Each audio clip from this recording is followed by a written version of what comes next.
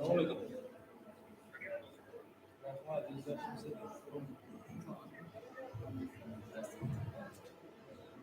Ha, yine rahat olarak ya. Sonra karın bozar geçişkiler. Sevgili de Türk diyor. Bir metrede 200 kanallık bir saksı. Bir yarım tonla uğurlayın. Yüz yoğun kalp boşmuşsunuz.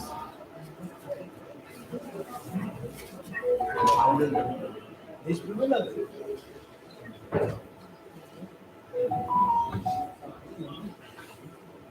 Vallahi ya, geçe uzman boru Instagram bir boşum oldu. 50 santimetre kalalı sürüyorsun. Buralı diye. Kalalı sürüyorsun. Bir ara bordu da yüklü olmadı, sığmadı. Falan lige yetmedi.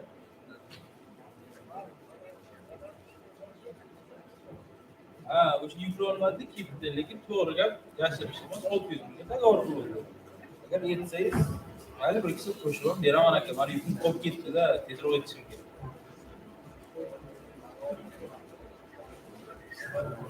Ay özün hiç bilmem gitti aslında. Ne yapmazsınız ki? Yarın sizin devam edersem gelelim, yarın var yük olasın.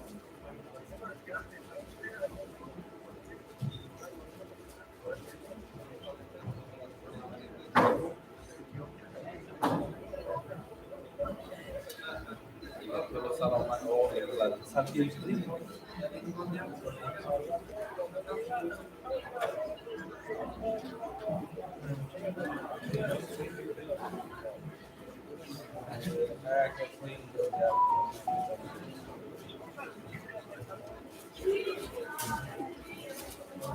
Hakikaten sakit yüzüm bir ay. Hakikaten çok yüzüm bir ay. Doğrusu da yok yok bak yok. Oy. Yok bak. Yüzüm bir ay. O kızı geçen hafta çıkan yok mesela. Bu kuvvetli maalesef ucuz bir koşu olmuş. Daha kadar mı? Kadar boş. Ha seriyle de yıkılmaz. Size yakınca yıkılmaz.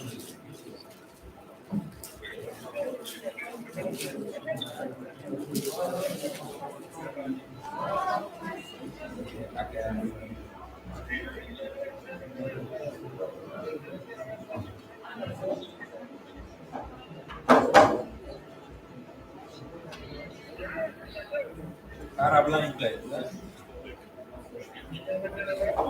Yang karabot avസ്ഥা orang. Dia safe tadi keluar anak tu. Akan motion izle football players İslam bernolong ada ada. Karena cukup seru.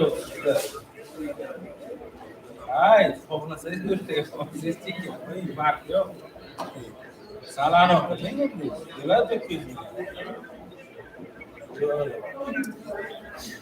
Anche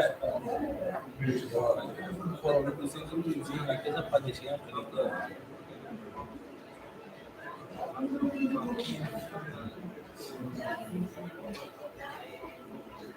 sana ज़्यादा course इच्छा से मैं इतनी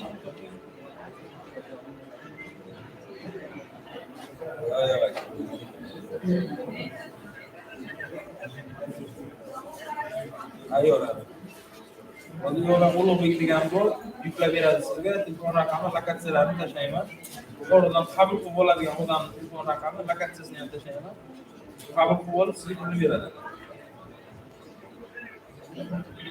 şuma ay 100% bir ton ay 300 kilo rakım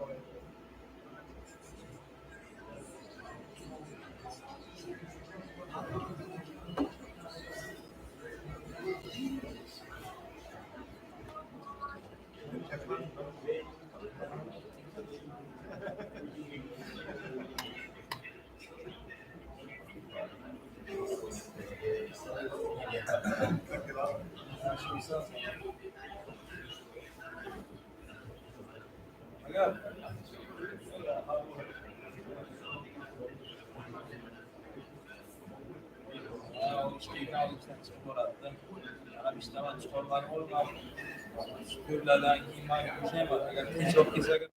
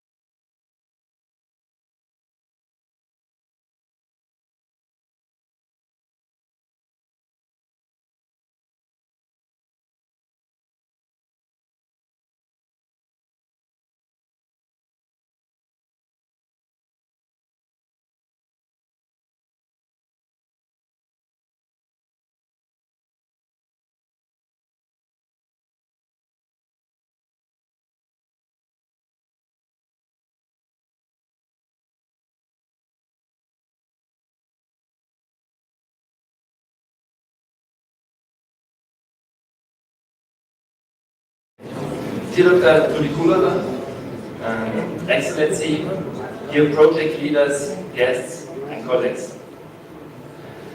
On behalf of CASIP, I'd like to welcome you to the Climate 2 Regional Stakeholder Conference 2022 on green innovations and climate change for climate change mitigation and adaptation at the INNO Week 2022 in Tashkent. The conference is organized by the Central Asia Sustainable Innovation Bureau, CASIP, in the framework of the Climate 2 funding measure, international partnerships for sustainable development, for sustainable innovations funded by the German Federal Ministry of Education and Research. CASIP has been supporting the cooperation between Germany and Central Asia in the context of this Climate 2 measure since 4 years. During this time, many successful cooperations have emerged. Experience shows that close cooperation is the basis for successful project implementation. Therefore, I'm glad about the interest and participation of numerous partner countries, such as Mongolia, Kazakhstan, Kyrgyzstan, Uzbekistan, and also Tajikistan in this network conference. Finally, I would like to thank the Ministry of Innovative Development of the Republic of Uzbekistan and also the German Chamber of Commerce for its great support for this conference, to realize this conference. I wish you all a productive conference with interesting conversations and new contacts. Now I would like to hand you over to the first Deputy Minister of the Ministry of Innovative Development of Uzbekistan, Dr. Tulikulova, for her welcome speech. Okay. Dr. Tulikulova,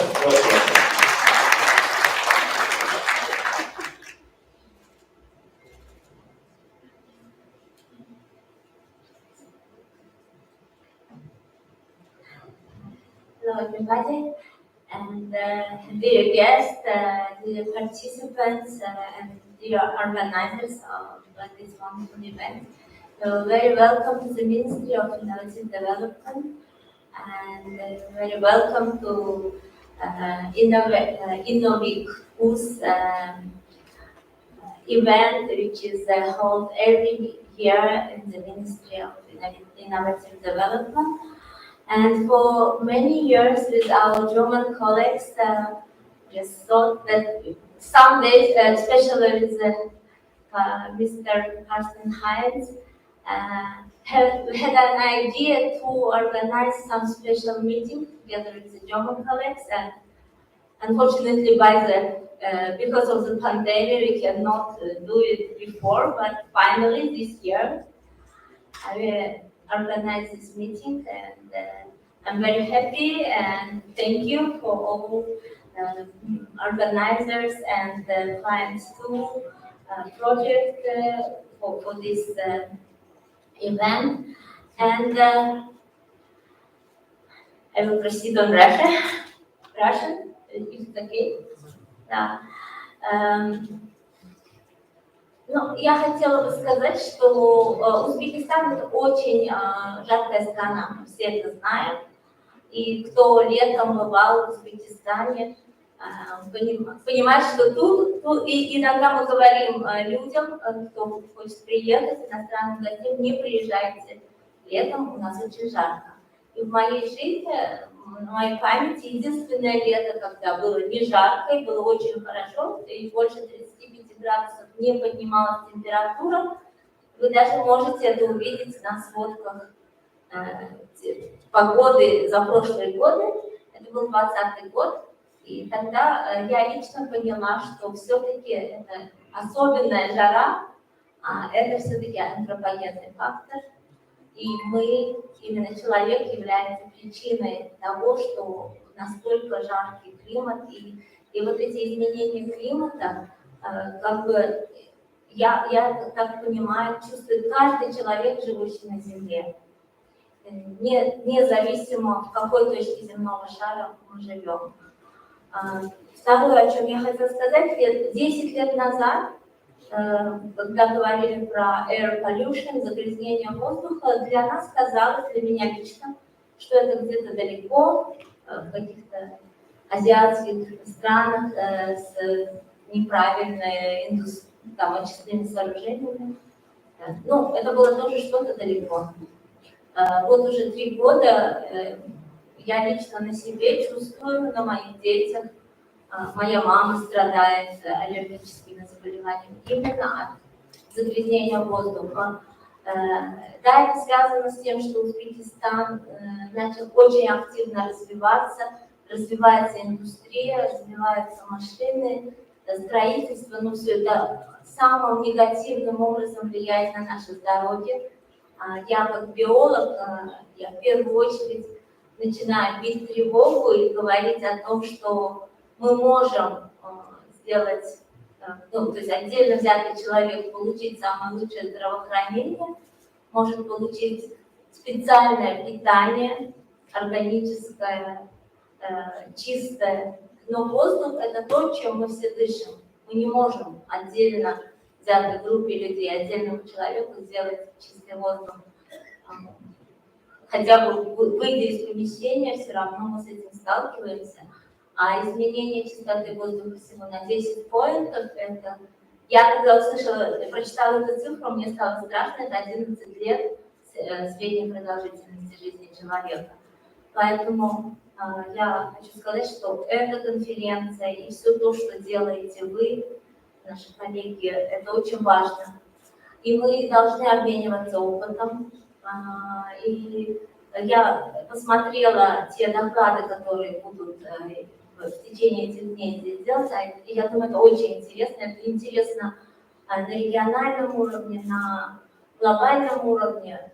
То, как какие-то solutions, решения, которые разработаны в одних странах, могут применяться в других, потому что это действительно наша общая проблема. Кроме того, я отдельно хотела бы остановиться на проблемах Аральского моря.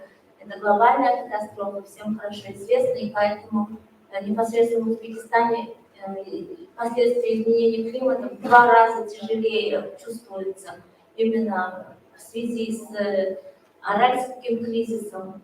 И я очень благодарна немецким коллегам, которые работают с нами в этом направлении. И также очень много международных организаций также работает в Аральском регионе по решению проблем Аральского региона. И нами создан центр, инновационный центр при президенте нашей страны, то есть это самый высокий уровень для решения именно проблем Аральского моря. И что бы я хотела сказать сегодня участникам конференции, что я очень надеюсь, что немецкие коллеги подключатся к нашим исследованиям, которые проводятся в региональном, в центре, инновационном центре Аральского региона, для того, чтобы было бы только совместными усилиями можно решить, постараться решить эти проблемы.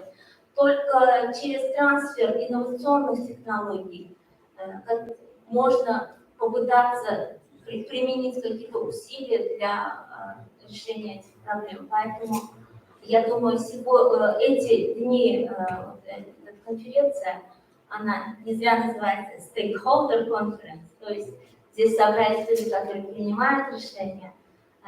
Поэтому уважаемого посла Германии я хотела бы попросить все-таки отдельное внимание уделить Аральскому региону и привлечь максимально всех немецких коллег к решению этих проблем совместно. Спасибо большое. Я желаю успешной работы данного мероприятия и мы ждем в конце самых что-то я уже забыла любой язык. Да. Выдающийся. Да. Результат. Да, мы ждем в конце самых выдающихся результатов этой конференции. Я лично в них очень заинтересована. Спасибо.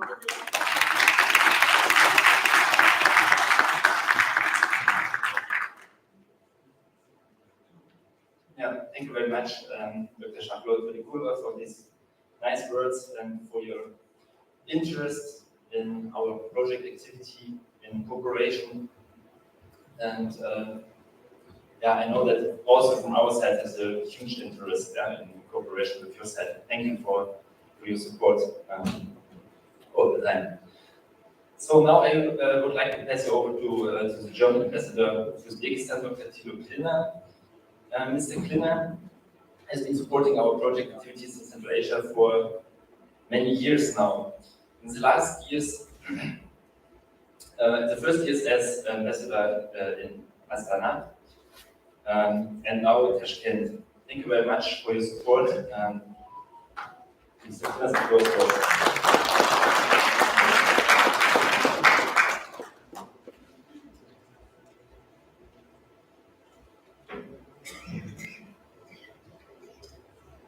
Assalamu alaikum. Dear Dr. Nikolova, dear Dr. Liebes, dear Mr. Heinz, ladies and gentlemen, I would like to congratulate the Uzbek government and especially the Ministry of Innovation for this timely and important initiative having here in Tashkent this Innovation Week. I think it's fascinating to have so many people together who are working on the idea to innovate society, to innovate science, and bring them all together and stretch out new initiatives. I'm also very glad to welcome you to the CASIP Client to Regional Stakeholder Conference. It is dedicated to green innovation for climate change mitigation and adaptation in Central Asia. So therefore, it's also a very timely subject because climate change has reached a stage where we're actually not talking about the future impact anymore, but where we can see and have to face already now very great problems that were caused by neglecting these questions in the past. The RLC has been mentioned by Madam Vice Minister, and obviously this is one phenomenon which has attracted worldwide interest because it's so drastic, something we were all used to see. Like when I had my map going to school, there was still this big aerial sea, and I was wondering how it would look like there. And now it's disappeared with some small remainders. So that's very interesting, but it's not by far not the only problem we are confronted with. But water, for instance, is a central question. On the other hand, we have the question that Uzbekistan and other countries, the world at large, has growing populations. And so we cannot do without economic growth. In the past few years, there has been a steady growth among Central Asian economies, and future growth is expected. And as I said, it's necessary to feed a growing population. To sustain growth, it is so inevitable to build a green Central Asia, meaning that these technologies we are using now should not repeat the mistakes generations before have done, but we would like to build a new Central Asia, a better world, actually. And The European Union calls this, after the COVID crisis, building back better. And that is actually what we are trying to do here. And that is why we have this initiative, Green Central Asia. In order to reach the goal of green innovation, it is indispensable to bring all the stakeholders together. The people who are doing scientific research, the universities, the companies, all have to cooperate. And internationally, we have to cooperate. And Germany wants to be a strong partner in this field. This is one of our focal points in our policy with Central Asia. The basis for our cooperation has already been laid as early as 1998, when the Federal Ministry of Education and Research and the State Committee for Science and Technology of Uzbekistan signed bilateral agreement. And more recently, in 2019, when a memorandum of understanding between the Ministry of Education and Research and the Ministry of Innovation was signed. That is actually the root cause for us being here in this room. Based on that, the German Ministry of Education and Technology decided in 2020 to support projects in several fields with a budget of more than 2 million euros. And there's more to come. Currently, around 10 projects in the area of sustainable urban and rural development, climate and environmental science, sustainable agriculture, advanced building technologies, and safe, clean, and efficient energy are being executed or are in the planning stage and come into fruition the next year. Additionally, the German Ministry of Science and Technology launched Client 2, an international partnership for sustainable innovation, which is active with a budget of 135 million euros. Within the program, currently, 4 projects are being conducted here in Uzbekistan. This cooperation in the field of green science is not only of high strategic importance for Germany, but also for the European Union, which set the framework for the German commitment with the Central Asia Strategy, called EU and Central Asia Partnership for the Future. Climate change is a problem that no country can or should face alone. Therefore, I hope that today's event further deepens our cooperation and contributes to the development of innovative ideas. In conclusion, I would like to thank the Central Asian Sustainable Innovation Bureau, the Ministry of Innovative Development of Uzbekistan, and the Federal Ministry of Education and Research, who made today's event possible. Education, knowledge, and research are key to the progress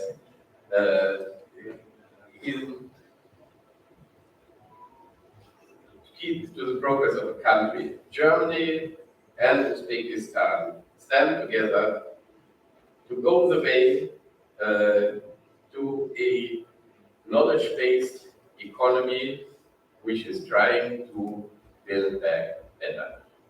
So thank you very much for your attention, and I wish everyone a very fruitful conference, because that's why we are here, to discuss new ideas, to discuss it with the stakeholders, with people who are doing these projects on the ground. Thank you very much.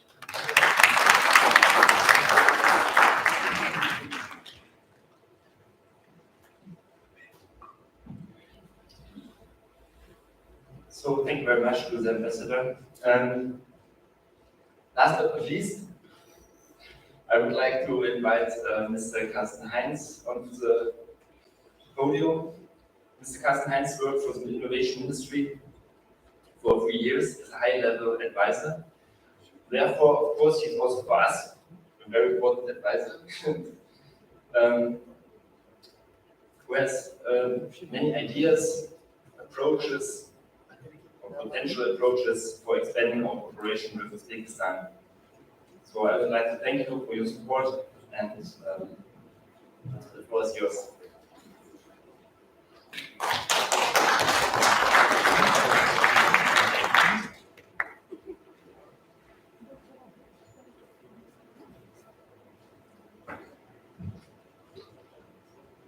Dear Minister Charlotte de Couloir, Excellency, dear Dr. Liebel, thank you very much for the flowers. Dear project leaders, researchers, guests, colleagues, and students.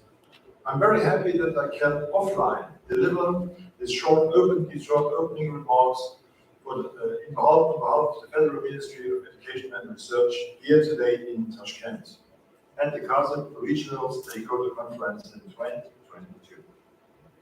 It has been 3 years since the INNO Week could last be held in full presence.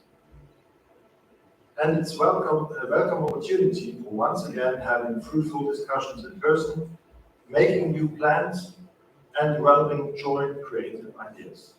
And for me personally, as a former advisor to the Minister of Innovative Development of Uzbekistan, it's a brilliant occasion to be once again here in my second home in the INNO, meeting friends, meeting colleagues. It's wonderful to be here again. Thank you for inviting, thank you for the first one.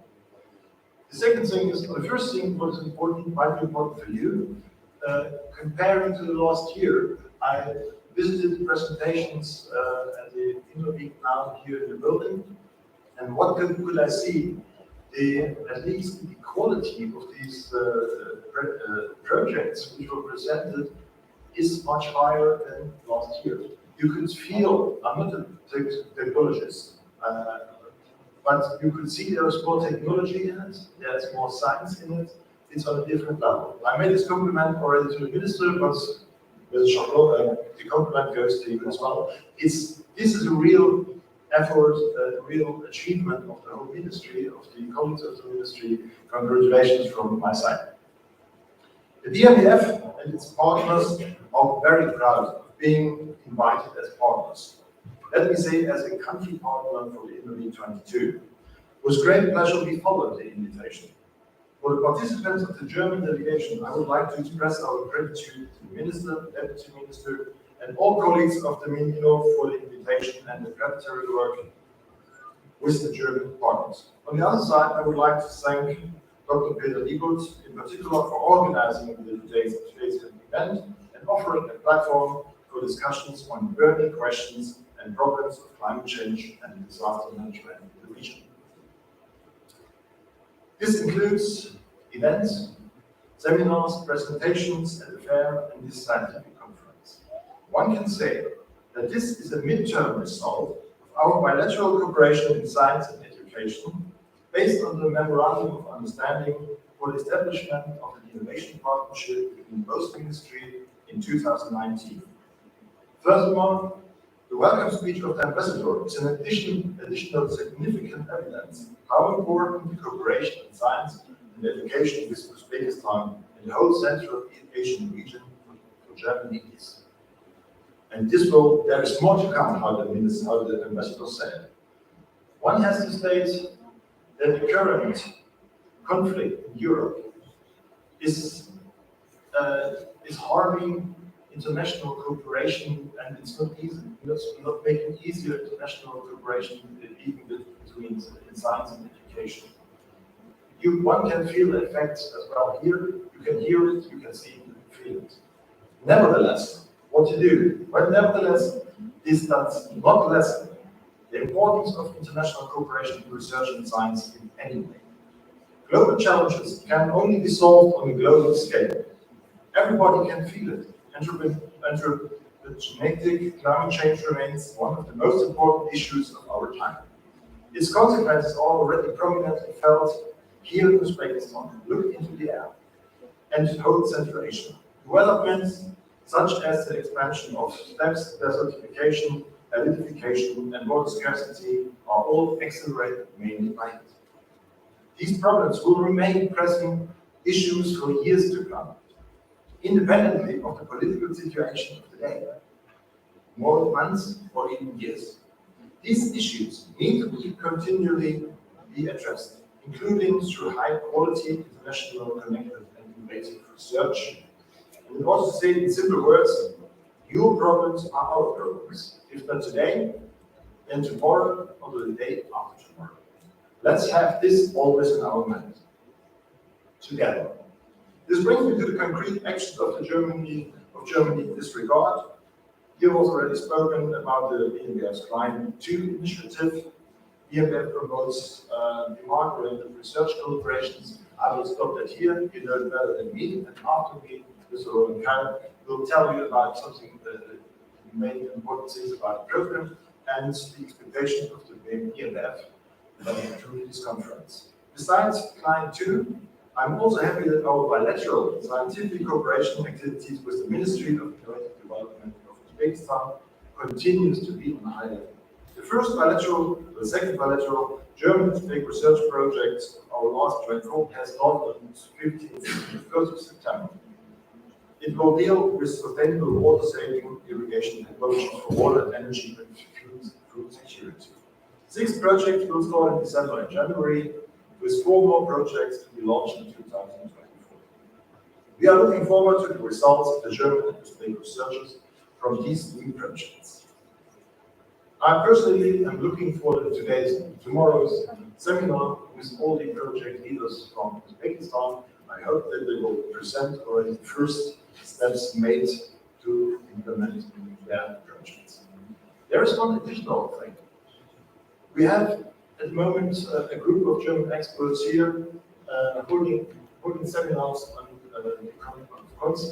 to elaborate on modern concepts of innovation centers. They will hold here 3 days seminars in order to train Uzbek experts, and this is a very important project. They are involved in GIZ, the German Ministry of Economic Development, and the Ministry of Education and Science. Last but not least, you have heard today the speech of Mr. Bergman. The German economy, German industry, German companies are here. It's more to come.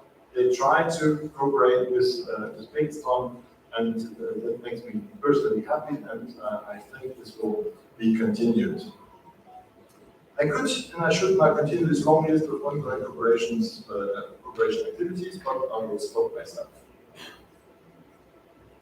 But there are more than involved than scientists, BNBF, ministries. You have here representatives of the German Academic Exchange Service, one representative of the German funding body, the Deutsche Forschungsgemeinschaft, wants to be here, but couldn't travel to Uzbekistan. So the Goethe Institute, I want to mention the Humboldt Foundation, and the Max Planck Gesellschaft, and some others of our German partners. They all are keen to cooperate with you, use this experience, and to the young students, I want to say, learn, get more knowledge, know-how, and come to Germany. That's it. And in order to answer to the minister, yes, there is an idea to link the many experiences we've got here in this room for the next step. What to do, as an example, with the Aral Innovation Center, the Presidential Aral Innovation Center in Cruz.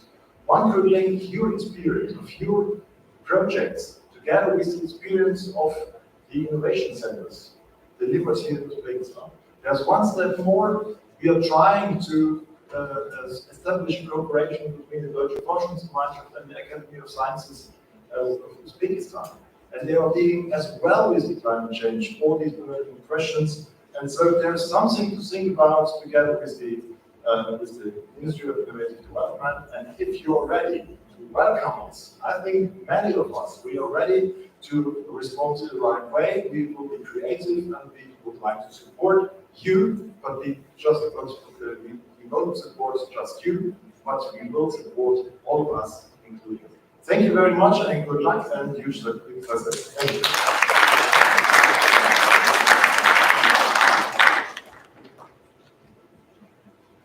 Yeah, thank you, Mr. Carsten Heinz, for your opening remarks. Thank you also to all the other speakers for the opening remarks.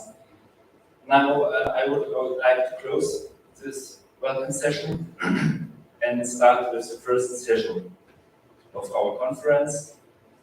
That is about general framework conditions, field of financing, policy, on the topic of climate change mitigation.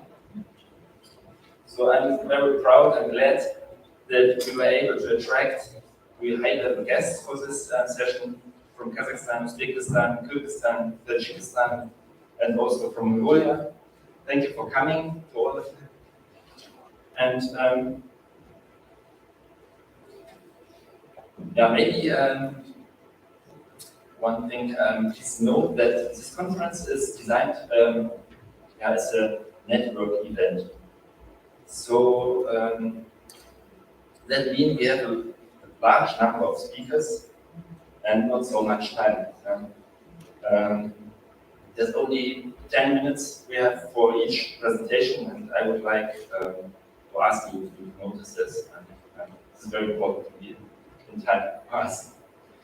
Okay, so now I would like to ask the speakers of the first session onto the podium, Mr. Kazan Kasanov, Mr. Nolan Kapirov, Aida Kazebaev, Professor Dr. Gulbazar Medieva, Dr. Kai Wegewicht, and Mr. Oskar Lothar. I want to ask you to stay there because we are limited in seats.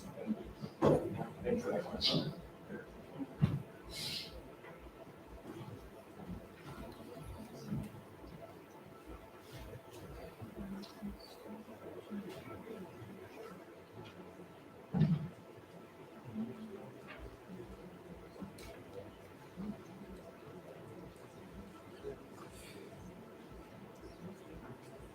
Okay.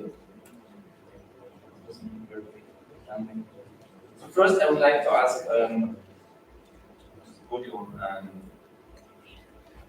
Mr. Kazan Hasanov. He's Deputy Director of Public-Private Partnership Development Agency of Uzbekistan, Investment Promotion Agency under the Ministry of Investments and Foreign Trade of the Republic of Uzbekistan.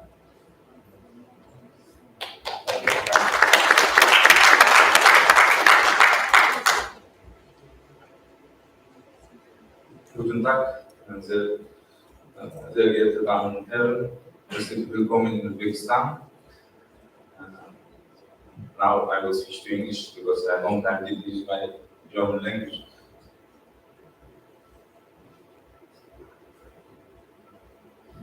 Okay. I will today present Uzbekistan Green Energy Development through PPP. As you know, in recent years, Uzbekistan implemented a lot of PPP projects in the energy sector. First of all, we will see how we create enabling environment for implementation of PPP projects in Uzbekistan. See here, you can see basic normative basis for implementation of PPP projects in Uzbekistan. This presidential decree number 3980 we established this environment on the next measures to create a legal and institutional framework for the development of public-private partnership in Uzbekistan in October 2018. Then, by the resolution of Cabinet of Ministers 109, we created PPP Development Agency in Uzbekistan, and also in May 2019, we enacted PPP law in Uzbekistan. Also, a resolution of the Cabinet of Ministers of the Republic of Uzbekistan number 259 on improving the implementation of public-private partnership projects dated April 26, 2020, we established regulation for implementation of PPP projects in Uzbekistan. And here you can see competition status of PPP projects until now. We already implemented 393 PPP projects in different sectors of Uzbekistan, with total value $12.3 billion US. And if you can see here, number of projects for which PPP agreements has been signed is 324 projects. And number of projects on the eve of signing the PPP agreements, 40 projects. And number of PPP projects in the tender stage is 29 projects. Here are some examples of implemented PPP projects in Uzbekistan.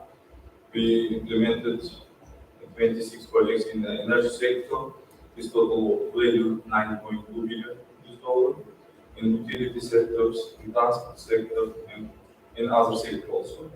Because our focus today is green energy. I will switch to the next slide. Here is our pipeline for next 5 years. Okay. You can see by presidential decree 60, and from January this year, we approved pipeline for $14 billion PP projects. It's around 150 projects in different sectors, and you can see this is pipeline for next 5 years. We have a lot of projects in energy sector, transport sector. And our big projects is energy and transport sector. More than half is in energy and transport.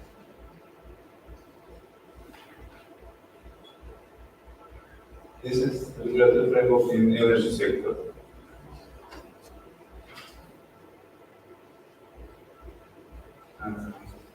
Law of the Republic of Uzbekistan, number 539, on the use of renewable energy sources was adopted in 2019. Just a moment, my presentation is different.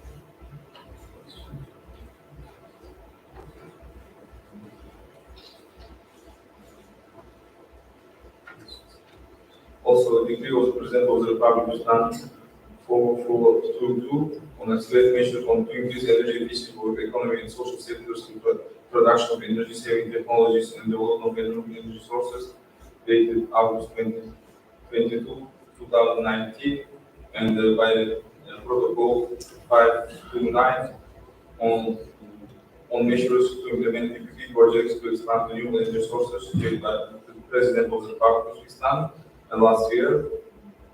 Also, we have decree of President of the Republic of Uzbekistan number 16 on the development strategy of the new Uzbekistan for 2022-2026, January 28 this year. As I mentioned before, with this decree, we approved a project for $14 billion. And here is projects in the energy sector. As of today, Minister of Finance and Immediate cooperation with Minister of Energy of the Republic of Uzbekistan and different IPAs are implementing 31 PPP projects, which is worth more than $8 billion. Number of agreements signed is 19. We already signed 19 PPP agreements in the energy sector. And number of PPP projects is 10 states, 5 projects, and number of projects currently under study is 7 projects.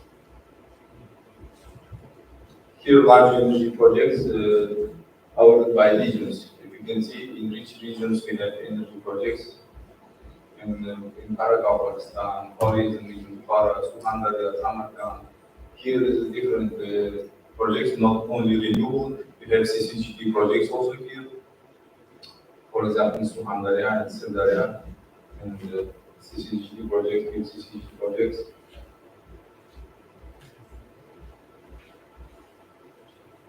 And here, renewable energy PPP program is IFIs. We now working with IFC. We signed 2 gigawatts.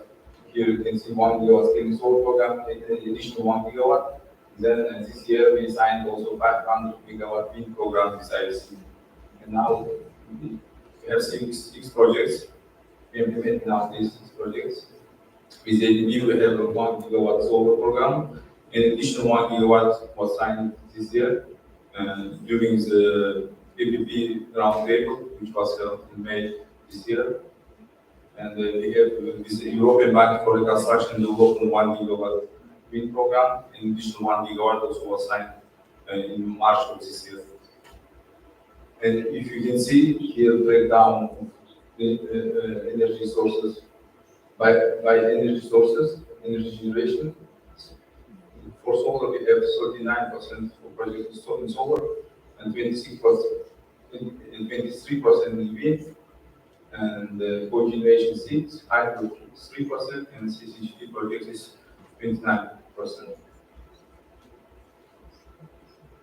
And these renewable energy targets to increase the capacity of solar and wind power plants to 8 GW by 2026, to increase the share in total generation to 25%, and to launch 73 projects with a total capacity of 2.2 GW in 2023. For hydro, to increase the capacity of hydro power plants to 3.4 GW by 2030, and to modernize existing large hydropower plants, as well as to build new small and medium-sized plants, and to implement 22 53 projects across the country with the total capacity of 3.8 MW.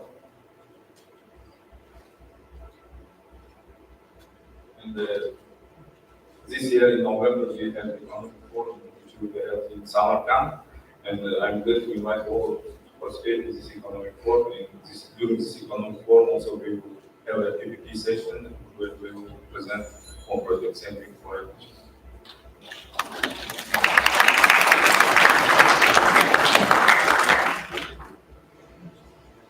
Yeah, thank you very much, Mr. Samson, for this interesting insights, and Mr. President, to hear about your project activities. Now I'd like to pass you over to Mr. INNO. He's chairman of Kazakh Green Association. This is a platform for players in the green energy industry, aiming at bringing together investors, developers, universities, and it's a key expert center for developing new renewable energy in Kazakhstan.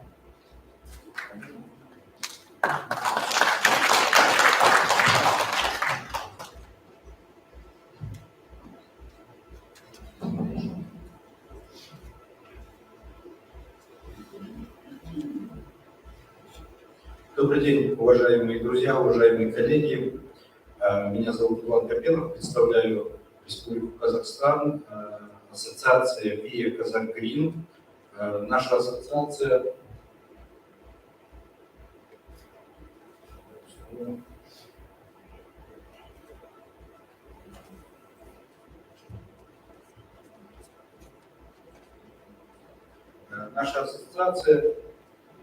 объединяет основных игроков возобновляемых источников энергии, в том числе производители оборудования, девелоперы, проектные институты, международные финансовые институты.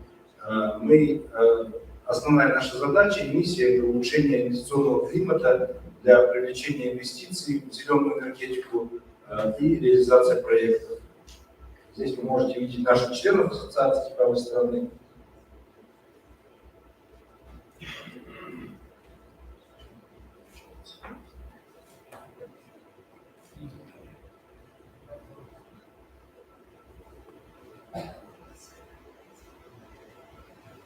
Ну, чтобы не терять времени, я начну потихоньку рассказывать.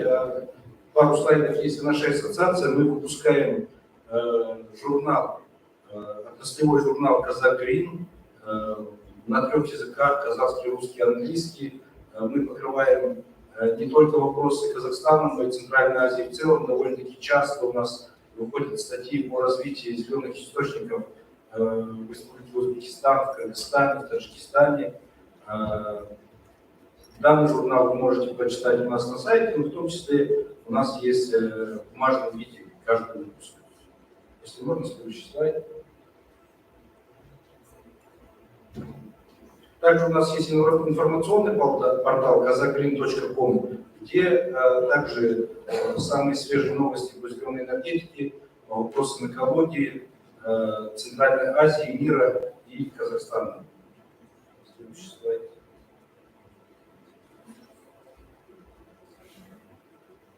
Казахстан планомерно продолжает развивать возобновляемые источники энергии. Так, первый закон о поддержке ВИА был издан в Казахстане в 2009 году. В 2013 году был издан указ президента по концепции по переходу Республики Казахстан к зеленой экономике. Но эти документы, пока что нормативные документы, не давали развиваться возобновляемым источникам энергии, рынок не реагировал. В 2014 году правительство решило утвердить фиксированный тариф, так называемый feed-in тариф. для возобновляемых источников энергии. И это послужило основным толчком. Именно с 2014 года у нас начинается рост строительства зеленых генераторов. В 2016 году Казахстан присоединился к Парижскому соглашению. В 2018, здесь ключевой момент, Казахстан переходит от фиксированных тарифов на открытые электронные аукционы. По ним я вернусь чуть позже. В 2020 году Казахстан присоединяется к глобальному движению по достижению природной нейтральности. В 2021 году утверждается новый экологический кодекс уже согласно новым требованиям, международным трендам, международным нормам. И в 2022 году, в этом году, разрабатывается стратегия по достижению Казахстану природной нейтральности. Следующий слайд.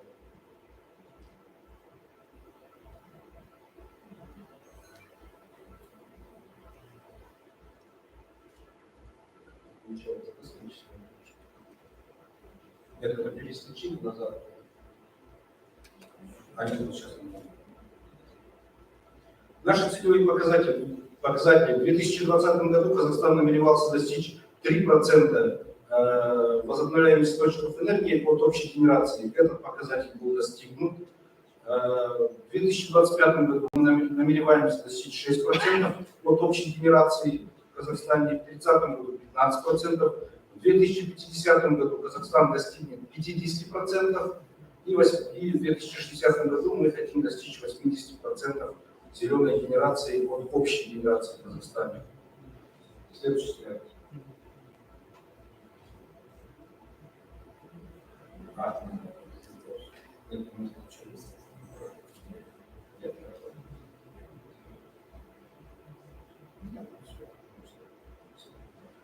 Законодательная база для развития ВИА в Казахстане. Во-первых, это механизм поддержки от государства. Первое – это гарантированный закуп всей произведенной и поставленной электроэнергии в сеть.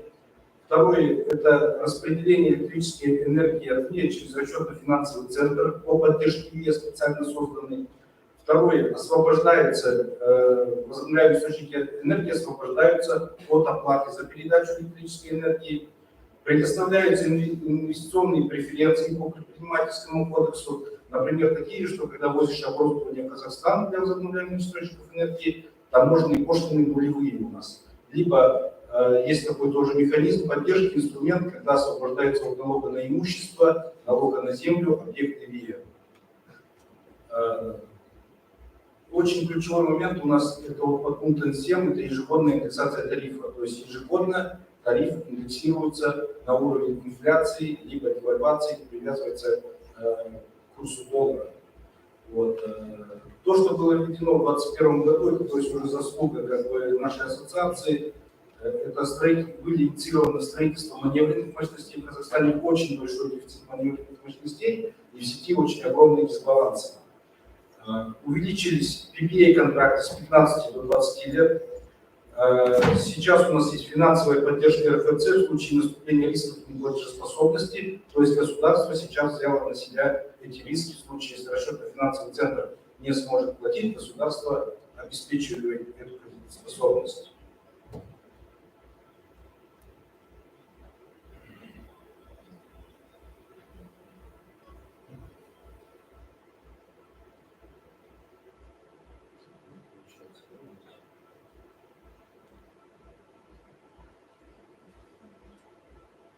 Теперь к нашим достижениям. То есть, как я говорил, в 2014 году начался у нас плотный рост возобновляемых источников энергии. В итоге что мы имеем? Это по итогам первого полугодия 2022 года. Мы имеем 43 ветровые станции, 53 солнечные электростанции, 40 гидроэлектростанций и 5 биоэлектростанций, биогазовых электростанций. Итого 141 объект ВИА. В установленной мощности это будет около 900 мегаватт ветровых станций, больше 1 гигаватта солнечных электростанций, 280 гидроэлектростанций и 8 биогазовых электростанций. Итого 2,3 гигаватта установленных мощностей. А выработка в общем балансе от ВИА составляет 4,24%. За последние 8 лет я считаю, что это очень хорошее достижение.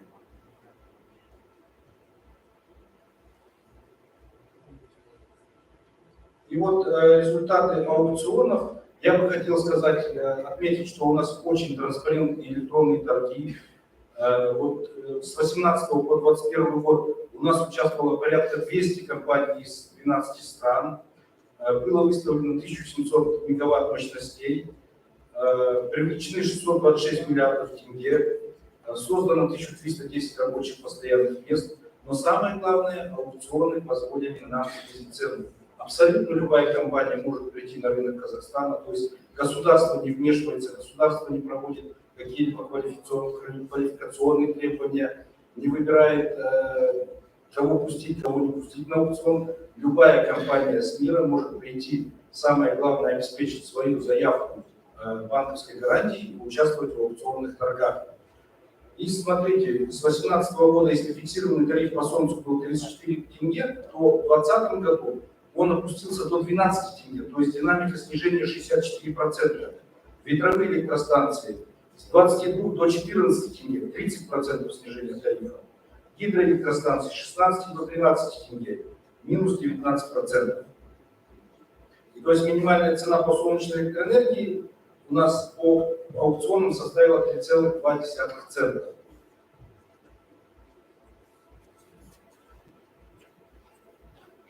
Но, к сожалению, вы можете посмотреть на данном слайде, что динамика идет к снижению. То есть, если мы в 2018 году объявили 1000 мегаватт аукционов, то дальше идет снижение 255 в 19, 250 в 20, в 21 200 мегаватт. Почему это происходит? Потому что, как я уже говорил, у нас проблемы с дисбалансами. Возобновляемые источники являются волатильными, как вы знаете, нестабильными источниками энергии и усугубляют ситуацию по балансированию.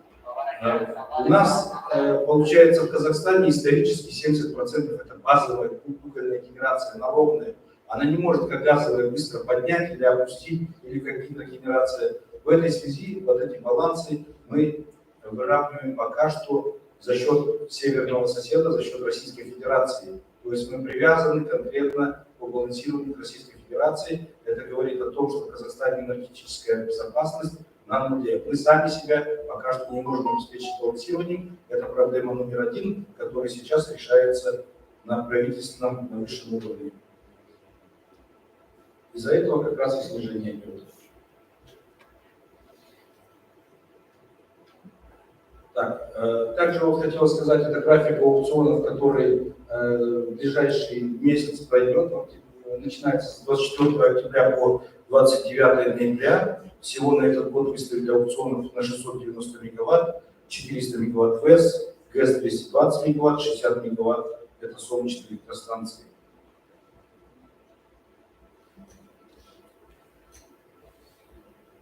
Ну, основные проблемы также у нас, например, у нас не как в Узбекистане тариф дается не в центах, а тариф дается в тенге, он привязан у нас к национальной валюте. И одна из основных проблем – это высокая волатильность курса нашей национальной валюты ввиду геополитических факторов, в том числе последних неподвластных инвесторов. Можно сказать, что это форс-мажоры. До этого действующий механизм индексации не покрывал рисков инвесторов. Он только покрывал уровень инфляции. При этом была небольшая привязка, привязка к валюте, которая полноценно не работала. В случае, то есть, больших девальвационных мер, когда девальвация наступала, то есть те риски не покрывались.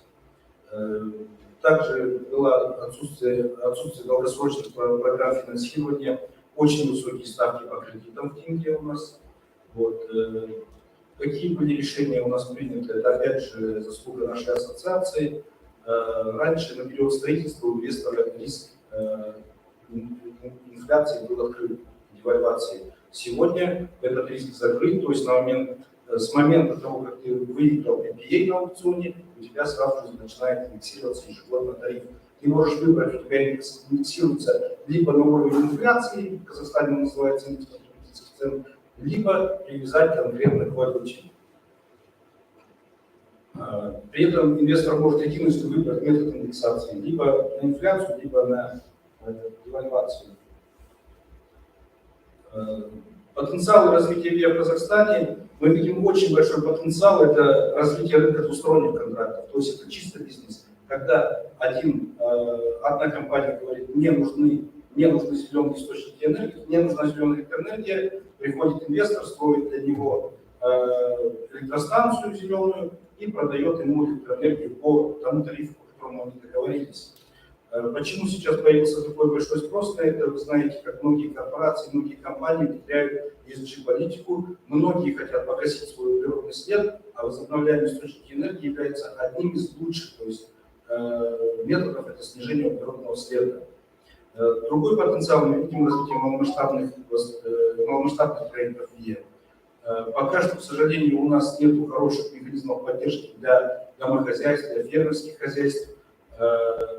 Пока что доходы населения не позволяют самим устанавливать установки без каких-либо субсидий, дотаций. И к тому же в Казахстане одни из самых низких тарифов на электроэнергию в мире. Соответственно, срок окупаемости для домохозяйств большой. И вот здесь нужны особые механизмы. Мы стараемся, как ассоциация, работаем с правительством, с программой развития ООН. Надеюсь, что в следующий раз, когда встретимся, мы сможем уже чем-то похвастаться. Развитие проекта гидроэнергетики также имеет большой потенциал. У нас сегодня гидропотенциал в Казахстане 170 миллиардов киловатт-часов. Из них технически возможный потенциал 62 миллиарда киловатт-часов. Вот. И экономически целесообразно 30 миллиардов киловатт-часов. Вот. Поэтому развитие гидроэнергетики в Казахстане просто необходимо.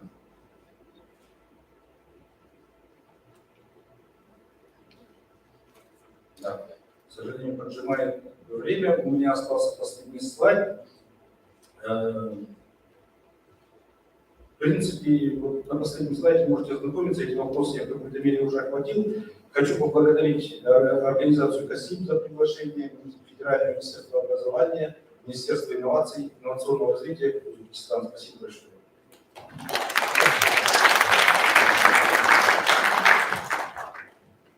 Thank you very much, Mr. Nurata-Pina, for this interesting presentation about the development of renewable energies in Kazakhstan.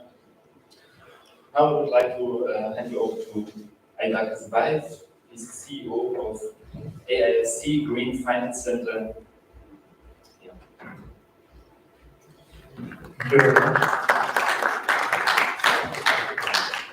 Я, наверное, продолжу то, что начал Нурлан Галиевич, что делается в рамках развития и возобновляемых источников энергии. В первую очередь, хотел бы поблагодарить за приглашение Министерства инноваций, немецких коллег. Я представляю Центр зеленых финансов. Сегодня это организация, которая занимается вопросом привлечения зеленых финансов, не только зеленых социальных финансов, а в сектор экологически чистых проектов, производств. В сегодняшний день еще вопросом является запуск механизма рынка устойчивых зеленых облигаций. Мы являемся юридическим лицом, созданным по юрисдикции Международного финансового центра. Центр, обладающий действующим английского права. И на сегодняшний день наша компания имеет и дочерние компании, это Green Technology Hub, занимается вопросом трансфера технологий, с предоставлением условий финансирования, то есть бизнес активно причины процесса запуска наилучших доступных технологий. Евразийский экологический фонд, он сейчас также занимается вопросами подготовки ввода карбонного фонда, также введением торгов природными единицами, и GFC Бишкек, наша дочерняя компания в Кыргызской республике.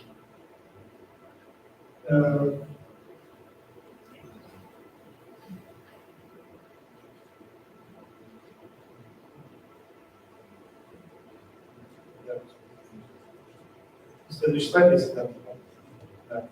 Вот сегодняшний день мы в рамках международного рейтинга мы являемся занимаем первое место в источнике Европы и СНГ по качеству предоставления услуг и объему роста финансирования зеленых проектов не только в Казахстане, но и в регионе, и в Азийском регионе. Прошлый опыт был привлечения зеленых финансов в российскую экономику. Сегодня мы единственная организация Центральной Азии, которая аккредитована всеми международными верификационными институтами. То есть наша задача – мы верифицируем социальные и зеленые облигации и кредиты. 60% всех выпусков облигаций, которые были в Казахстане, были верифицированы Центром зеленых финансов. На сегодняшний день, по прошлому году, объем выпуска зеленых устойчивых финансов составил порядка 560 миллионов долларов. Здесь мы работаем исключительно с частным сектором, негосударственным, и до конца этого года мы удвоим количество выпуска зеленых и социальных облигаций в Казахстане. Кроме того, как мы уже сейчас начали вопросы разработки таксономии социальных финансов, то есть мы вопрос занимаем вопрос включения сил социальных институтов. Ну, в целом, хочу сказать, что структура устойчивого финансирования будет в основном это социальные зеленые облигации и кредиты. Кроме того, мы сейчас внесли закон поправки, где ввели понятие sustainable income bond, это облигации устойчивого переходного периода.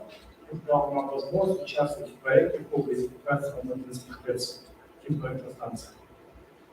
Ну, дебютный выпуск облигаций состоялся у нас в 2020 году. Это был проект на небольшую сумму 500 тысяч долларов на объекты гидрогенерации малой мощностью до 5 гигаватт.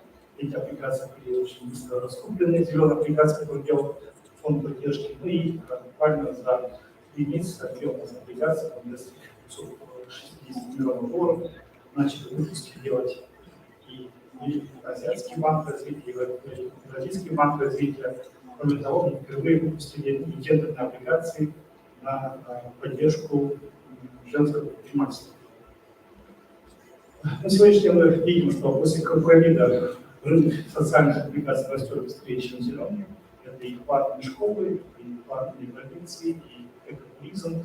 И в этой связи, вот то, что сказал вице-министр по Аральскому морю, здесь можно тоже рассмотреть возможности выпуска таких облигаций, потому что они будут иметь как социальный, так и экологический аспект. То есть можно назвать выпуск ESG-облигаций, которые наиболее подошел для региона Аральского моря. Казахстан впервые в СНГ принял таксономию зеленых финансов. Сюда вошли именно 8 направлений, 8 сфер, которые мы считаем зелеными. Это и возобновляющая энергия, чистый транспорт, переработка мусора и другие проекты, которые созданы, разработаны в рамках лучшей мировой практики. Ну, например, здесь мы видели, как она выглядит, таксономия зеленых финансов. Например, вот у нас есть мнение, что у нас зеленая облигация под гидроэлектростанции могут быть только на генерации не выше 10 мегаватт. В случае, если компания хочет строить гидроэлектростанцию свыше 10 мегаватт, то тут нужно заключение ОВОЗ, воздействие на окружающую среду и международная экспертиза о том, что она не наносит вреда окружающей среде. Сейчас завершается разработка проекта углеродной нейтральности Казахстана. Как известно, поставлены цели к 60 году достичь углеродной нейтральности Казахстана. Но мы знаем, что это в принципе план достижимый, за счет того, что идет опережающими темпами рост видов в Казахстане, других проектов. Поэтому мы сейчас перешли на механизм именно акцент на увеличение возможностей финансирования для таких проектов. В качестве Кыргызской республики мы в этом году открыли дочернюю компанию Кыргызской республики. Что мы там начали делать? Как мы начали переносить лучший опыт Казахстана в Кыргызскую республику, начали разработку таксономии зеленых финансов для Кыргызской республики, разработали систему эффективного управления водными ресурсами.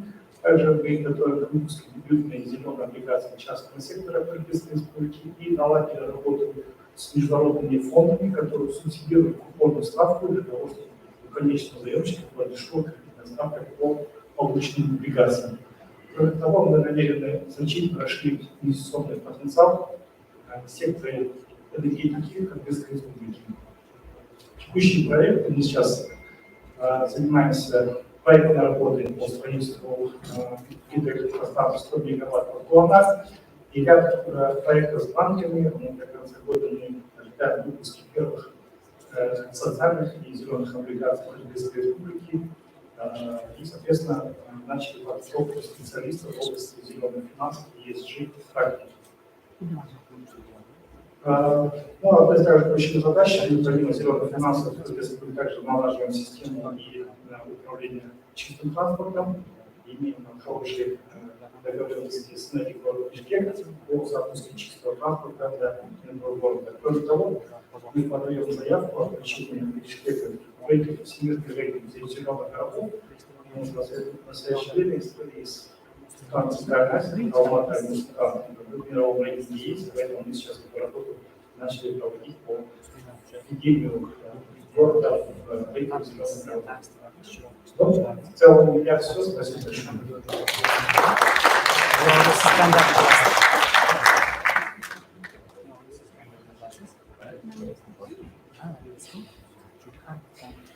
Okay, next speaker will be Professor Dr. Kubasami Dina.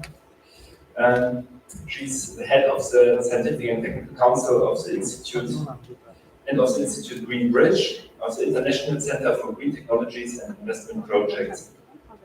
And yeah, very much for the invitation. Hi, Assalamu alaikum. Я очень рада сегодня участвовать на таком важном мероприятии. Благодарю организаторов, которые смогли собрать всех тех, кто болеет за экологию, тех, кто вносит свой вклад в разработку инженерной химии для того, чтобы, конечно, улучшить экологическое состояние страны, это наше состояние страны. Я представляю Казахстан. Также хочу наши доклады немножко перекликаются, предыдущие спикеры, Роман Викторович, тогда с поддержкой финансовых инструментов по продвижению чистой энергии. У меня связано с точки зрения аналитического подхода. Я являюсь доктором экономических наук, представляю Международный центр зеленых технологий и инвестиционных проектов. Наш центр был создан, если вы помните, в 2017 году в Казахстане была проведена очень большая выставка всемирная на тему Экспо 2017, на тему энергии будущего. После того, как эта выставка завершилась, наш центр был создан в 2018 году согласно постановлению правительства Республики Казахстан. Сегодняшняя тематика моего выступления касается аукционного механизма по продвижению, по увеличению использования возобновляемых источников энергии. Поэтому я постаралась, вот организаторы попросили не только по Казахстану выступить, но тем не менее сравнить с Узбекистаном. Я ознакомилась с материалами, концепцией развития Республики Узбекистан по увеличению мощности ВИА с вашими стратегическими документами, которые присутствуют на открытых источниках. Поэтому мой доклад более построен на аналитическом подходе по сравнению Казахстана и Республики Узбекистан.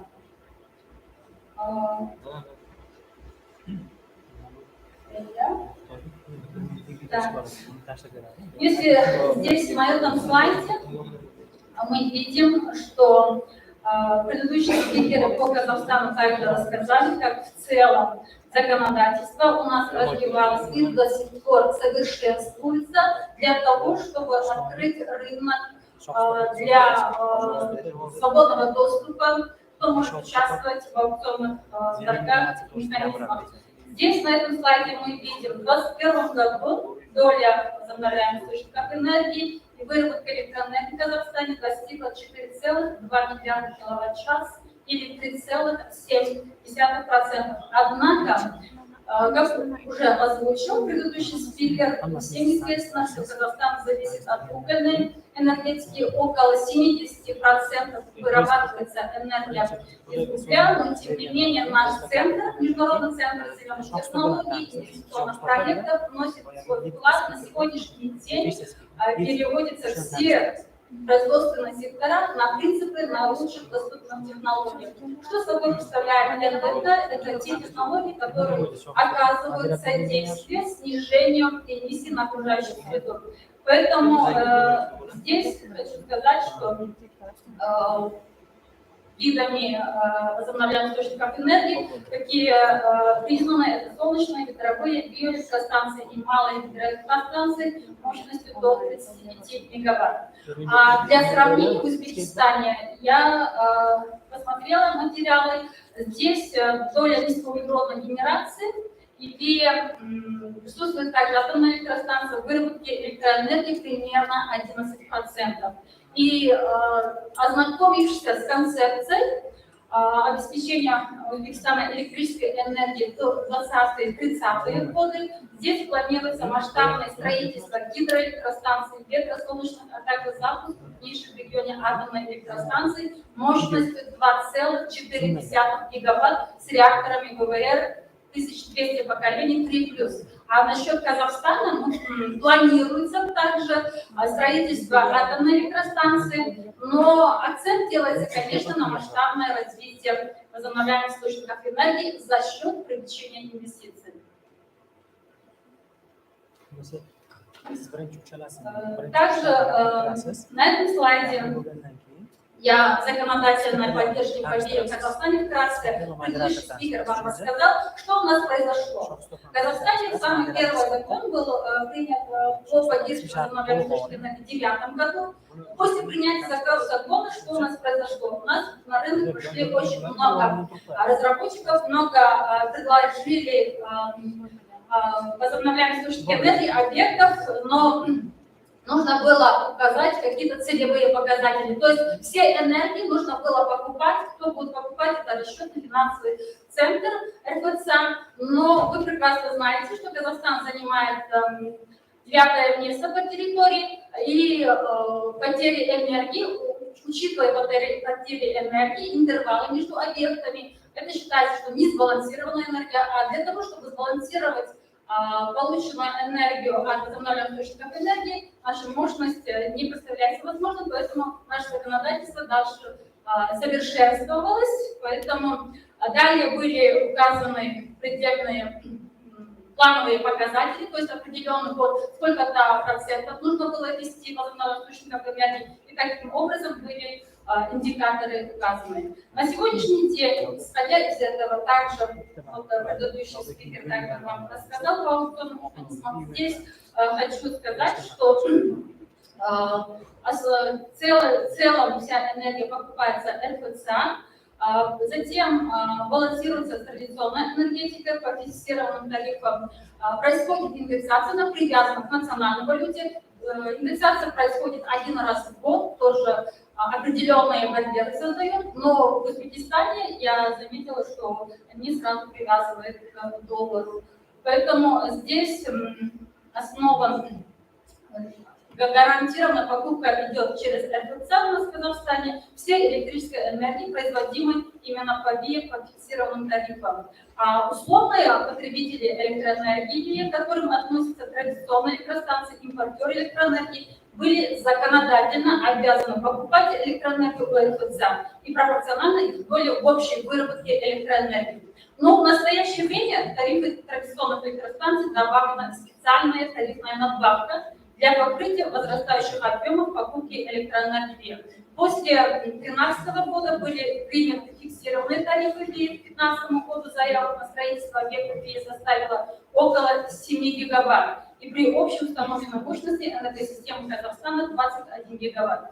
Ввиду такой невозможности интеграции такого количества мощностей в энергосистему нестабильного характера, выработки энергии на солнечных, ветровых электростанциях и дефицита маневренных мощностей, скорее, конечно, возник о необходимости ограничения ввода возобновляемых источников энергии, о чем, в принципе, вкратце я вам рассказала. На следующем слайде я хочу показать вам схема организации аукционов проектов возобновляемых источников энергии. Ключевые характеристики механизма аукционов в Казахстане – это график аукционов. Аукцион проводится по графику, отдельно по видам. Вот предстоящий дату аукциона сейчас предыдущий спикер озвучил.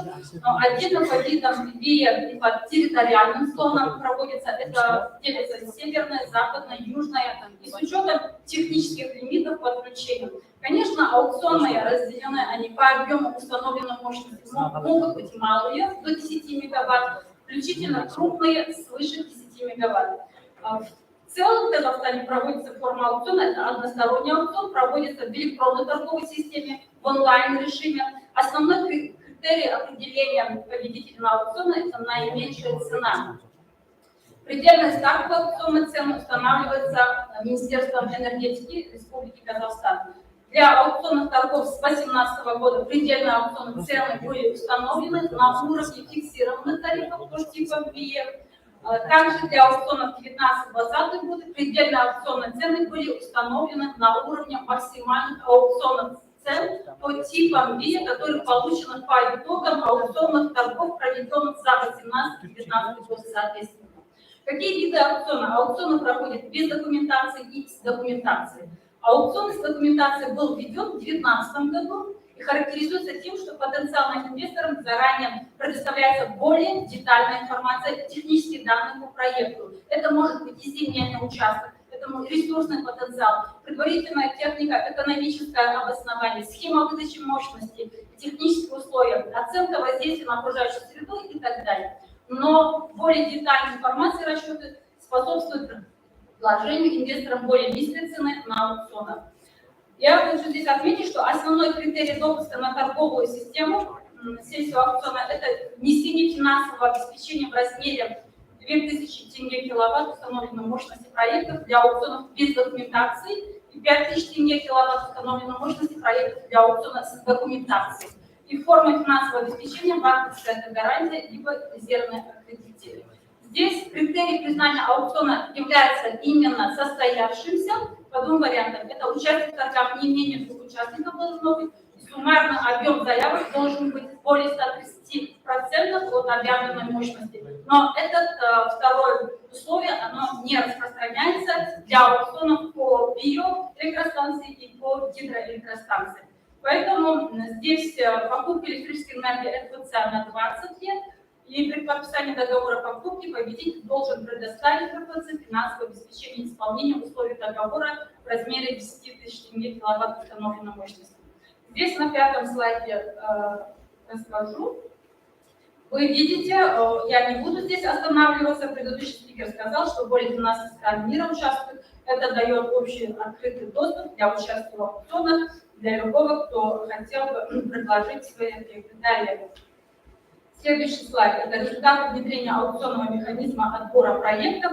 На этом слайде представлены результаты аукционов в центах киловатт, при этом курс доллара США вырос существенно с 340 тенге долларов США за 2018 и до 440 тенге долларов США в 2021 году. Наибольшего результата удалось добиться в стоимости, конечно, солнечной электроэнергии.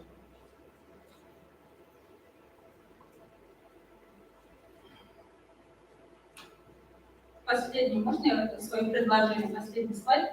Можно? Тендерный механизм отбора проектов. Что мы хотим сказать? В Узбекистане поддержка ВИЭ через закуп государственным оператором всей электроэнергии в центах США за киловатт-час по текущему курсу. Данный тариф и закуп всей выработанной электроэнергии, в отличие от Казахстана, не 20 лет, а 25 лет, фактически на весь период эксплуатации ветровых солнечных станций. Здесь я хочу дать рекомендации по тем анализам, которые я провела на сегодняшний день, исходя из опыта Казахстана и Узбекистана по развитию ВИЭ. Может быть предложен механизм с предквалификационным отбором, но выбор победителя должен определяться через аукционный механизм, который не развит. И в Узбекистане в дополнение действующего механизма отбора проектов для снижения тарифов рекомендуется ввести годовую индексацию тарифов и встроить аукционный механизм по второму этапу отбора. У меня все. Спасибо.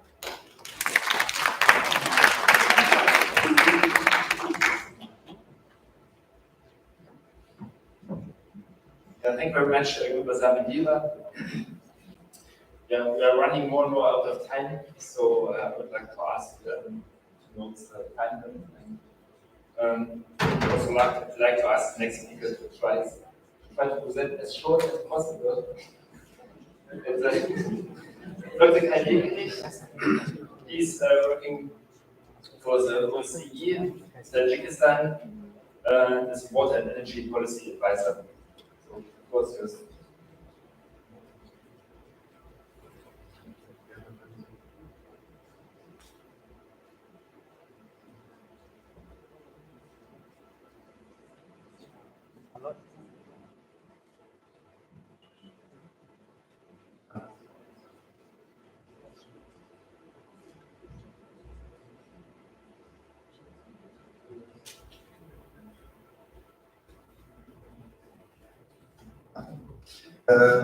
Yeah, thank you very much for inviting me to give a presentation on first to give an overview of Tajikistan. Unfortunately, I have to do it as a German, but thank you. Tajikistan is actually increasing its non-renewable energy resources. That is due to the fact that they are quite heavily dependent on renewable energy resources, and during the period, of course, there is less more hydropower. So they basically had to increase it. They are on the way of exporting high levels of electricity to what you will see in the next slide, already to Uzbekistan and to Afghanistan. What is quite interesting is that there is a difference in terms of of who they basically sell it to and how much they claim for the electricity. There's a clear preference to Uzbekistan, meaning that it shows basically that there is a high level of cooperation between Uzbekistan and Tajikistan. Also, we very often talk about water problems or water conflicts. Looking at hydropower energy trade, it shows actually we don't have a problem.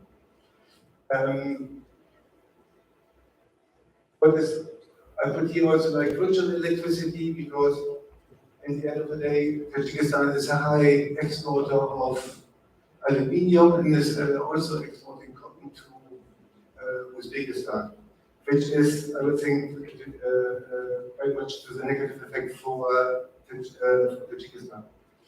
I put up here Santuda. Yeah, Santuda is a direct investment from Russia, building and operating one hydropower station. Over the years, the cost of electricity from Santuda are probably like 5 times higher than the cost actually charged for the average consumer. Due to that, Baki Tajik, which is the energy supplier in Tajikistan, has to buy electricity from Santuda on a high loss. And this is not even if we saw before, like the prices for Uzbekistan or for Afghanistan, even Baki Tajik has to sell it to a lower price. Yeah, very much loss making. So question is now, since Uzbekistan and Tajikistan are coming to an agreement on 2 hydropower stations, unfortunately, it's not clear how they actually would like to share it. Yeah, who will benefit? What would be the, especially now, what are the long-term consequences of it? Because with Santuda, it started off as actually a very unreasonable process for constructing it, and that actually Tajikistan benefiting from it. One of the what we heard already, like in other presentations, is one issue which is we talk about innovations, but we have the history. You can't forget about the history which has been built in Central Asia. History built in Central Asia is pump station for lifting water to agricultural areas. In Tajikistan, we have, although we have a very small irrigated area compared to Uzbekistan, we have also this heritage.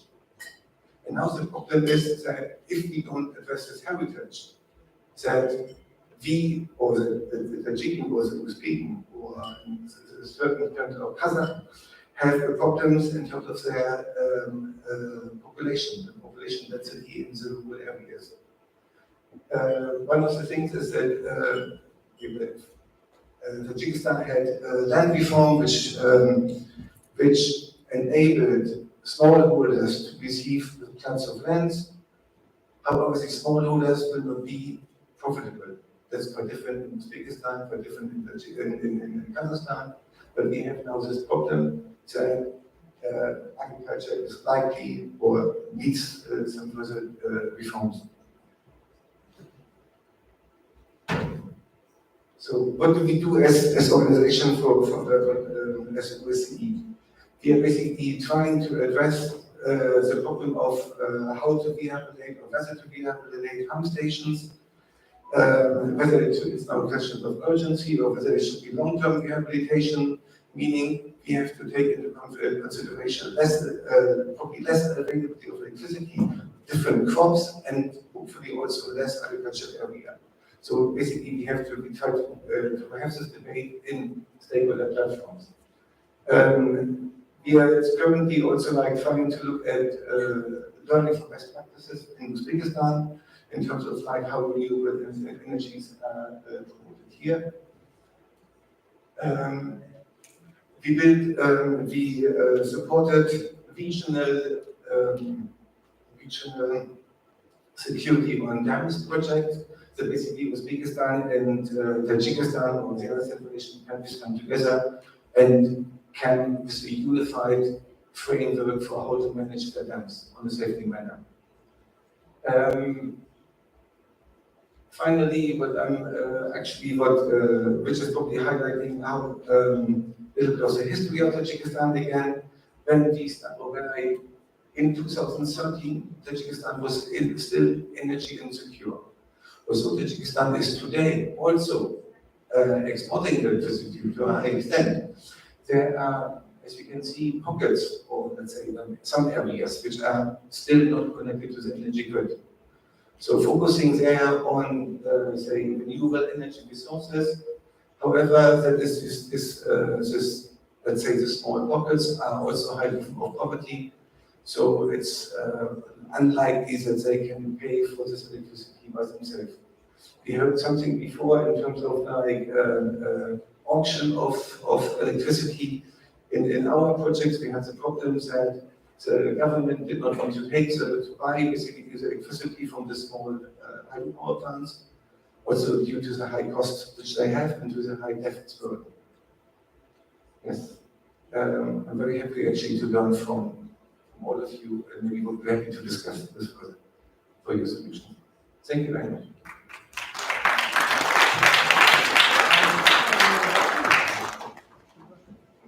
Thank you, Kai Begel, for this presentation. Now, I would like to invite Oscar Martin on the podium. He has the longest way to come here from Mongolia, and now also, excuse me, please. Oscar Martin is the president of the Mongolia Renewable Industries Association.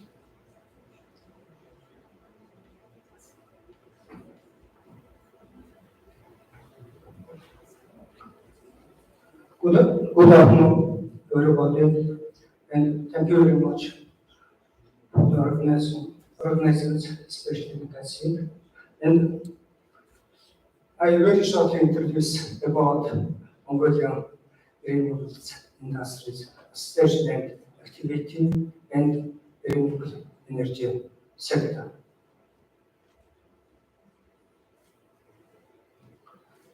Our organization name is Mongolia Renewable Industries Association, and I work as the president of this association. Our association is non-government organization which has more than 40 members, which all include all companies which doing renewable energy business and finance and so on. And I will shortly explain for you.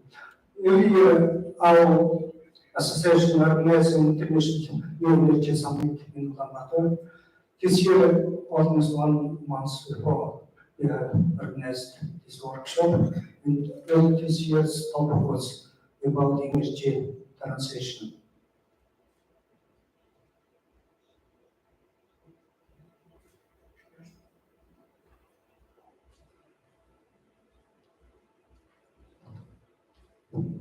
Mongolian energy system is not so big system. just total installed capacity is 1,500 megawatts. And by 2021, the electricity consumption was 9.7 billion kilowatt hours of electricity. And we domestically, means Mongolia itself produces 91% of total electricity consumption and 19% electricity imported from Russia and China. Electricity consumption also increased by a year, and this year the electricity consumption increased 1.5%. And also here is total consumption of heat supply was 10.7 gigawatt, and this year also the heat supply consumption increased 3.8%. Now I will share renewable energy, and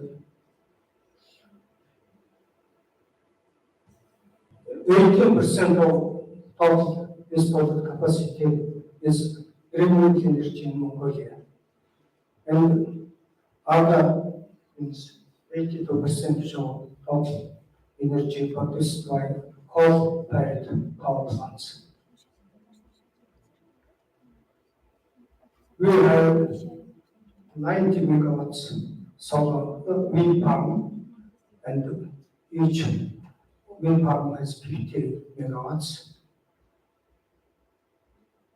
Also, we have 155 megawatts solar wind farm, and 90 megawatts solar farm, and 26 megawatts hydro station we have.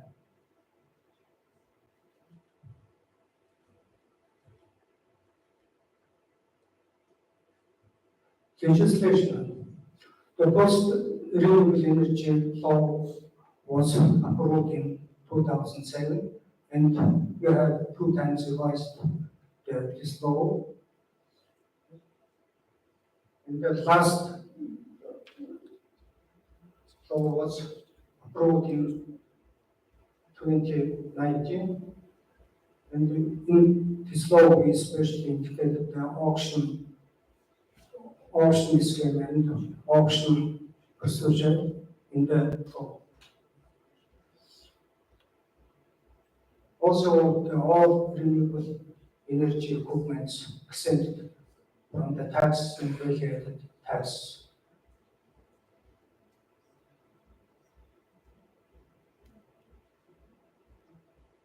Government action plan was approved by 2022-2024, approved in 2020, and it is planned to develop renewable energy production. For example, the 4 solar plants and 2 wind sources and 1 hydro power plants. And also we are doing 1 battery storage station which has 80 megawatts capacity.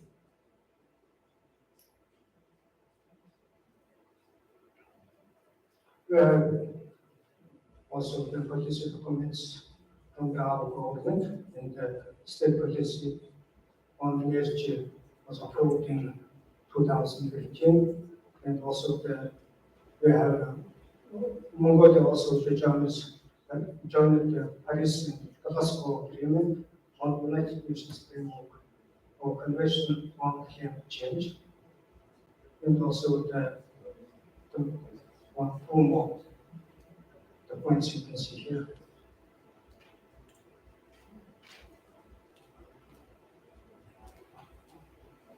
Okay.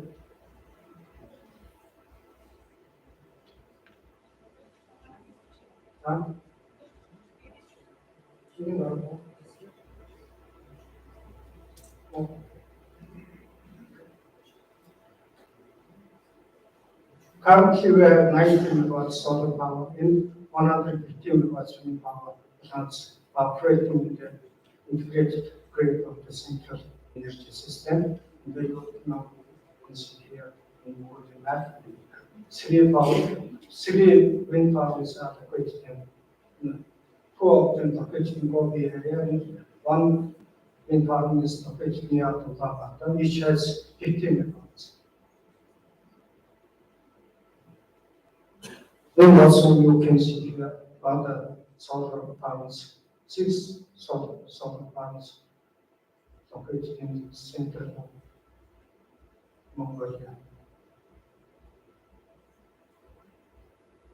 Now you can see this picture, the share of the power plants, for example, by installed capacity, by the domestic production, and also the income of the power sector.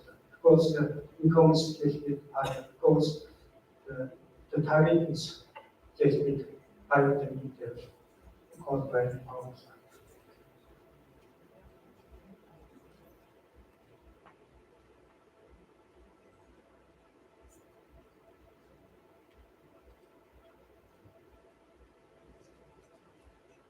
We also done the new 8 solar farms and 3 wind farms of capacities 495.4 megawatt. It will be in operation by the 2023 and 2025.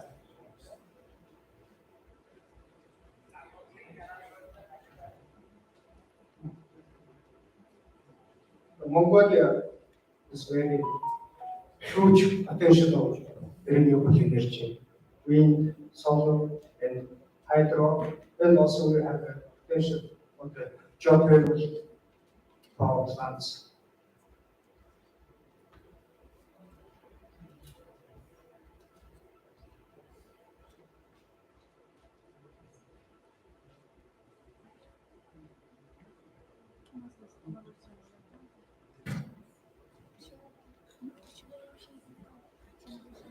Here is, if we install the new solar plants and the wind farms, that period which was mentioned before, the production, share of production will be distributed until by the 2030 will be reached the 30% of energy production.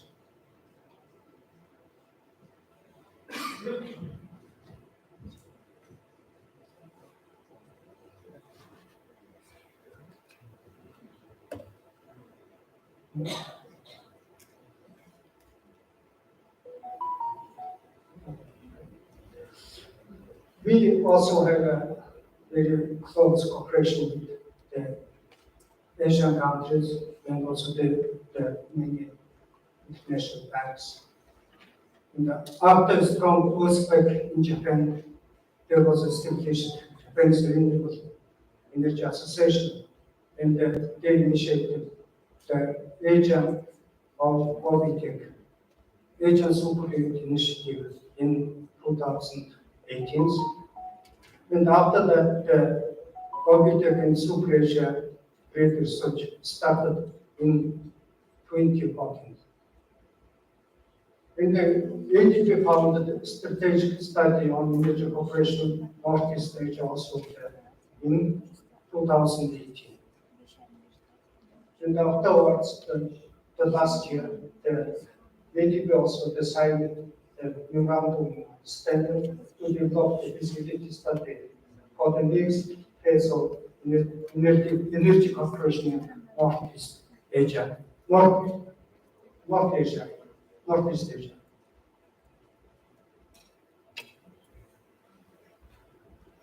And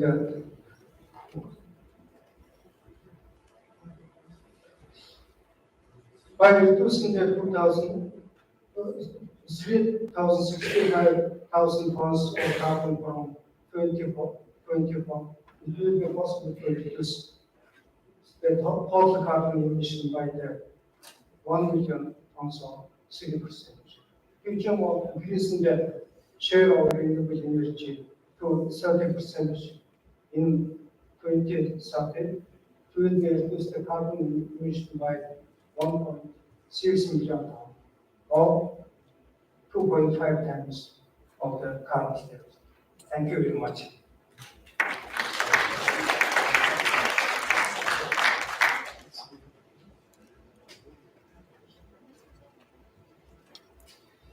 Yeah, thank you very much, Mr. Oscar Malta, for this insights to the Mongolian renewable energy sector. Thank you to all of our speakers of the first session for this very interesting presentations. Thank you for coming, and we have still the opportunity to discuss our specialists in the third session. But now I would like to move on to the second session, and I would like to invite our next speakers.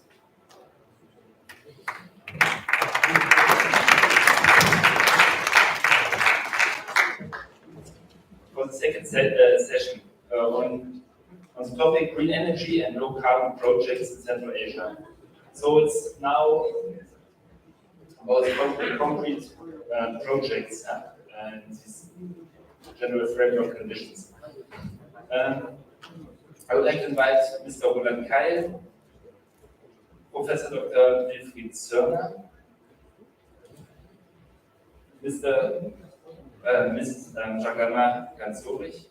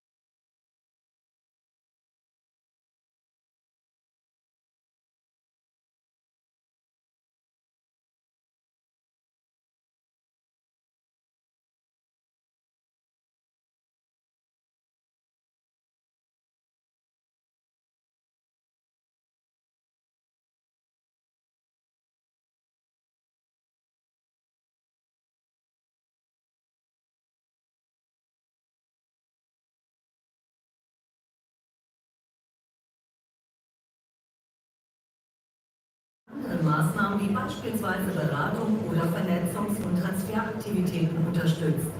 Ziel der geförderten Projekte ist es, Lösungsoptionen für drängende Herausforderungen in ausgewählten Schwellen- und Entwicklungsländern zu erarbeiten und eine Hebelwirkung vor Ort zu erzielen. Das übergeordnete Ziel ist Nachhaltigkeit, nachhaltige Partnerschaften zu entwickeln, gemeinsam innovative Lösungen zu forschen und dann auch die anderen.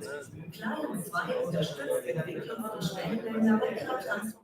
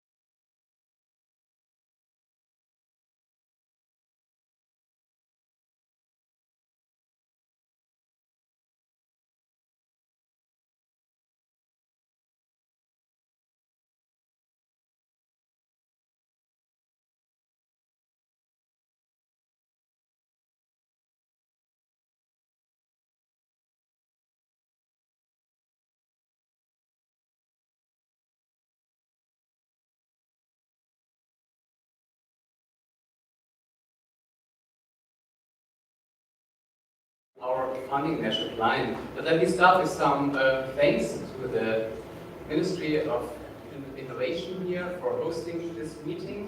Such a nice and modern environment.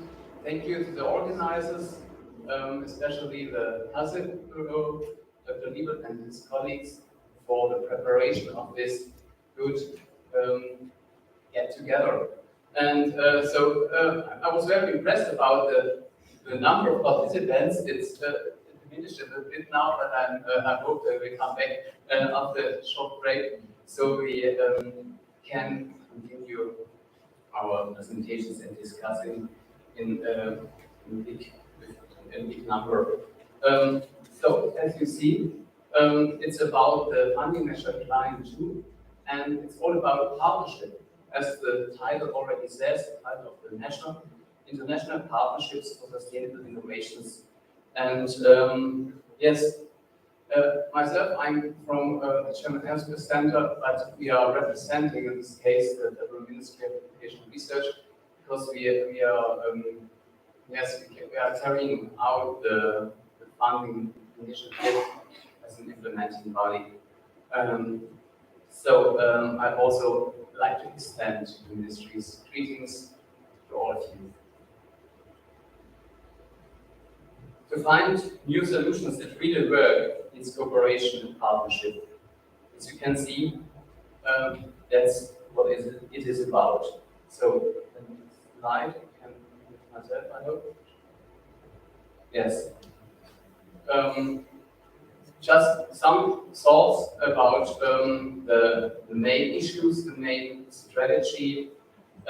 Funding is given to collaborative research and development projects which are carried out jointly by research institutions, industry, and other practitioners. That's at the heart of our philosophy, as well as that the projects must provide evidence and links of the links to the stakeholders in the partner country. And there must be also a perspective of commercialization. You see different buzzwords there in bold letters, so demand orientation and solutions, prototypes. These are really the aim of the projects.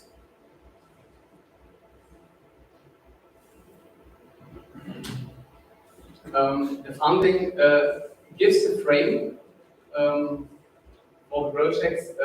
Some of them will be presented in this session and in tomorrow and in the other sessions.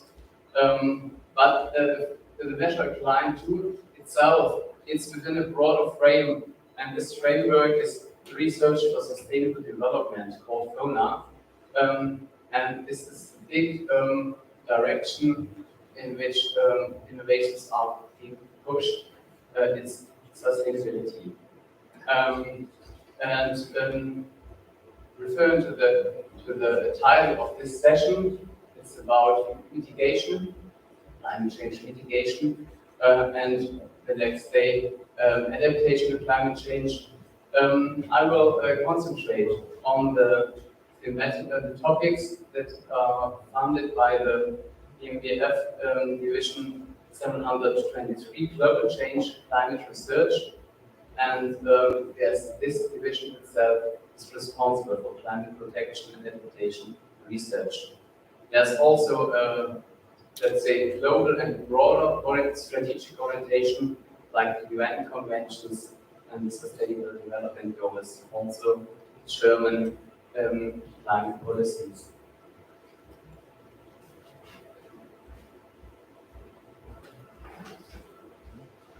Yes, the thematic foci, Central Asia of the Client 2 initiative are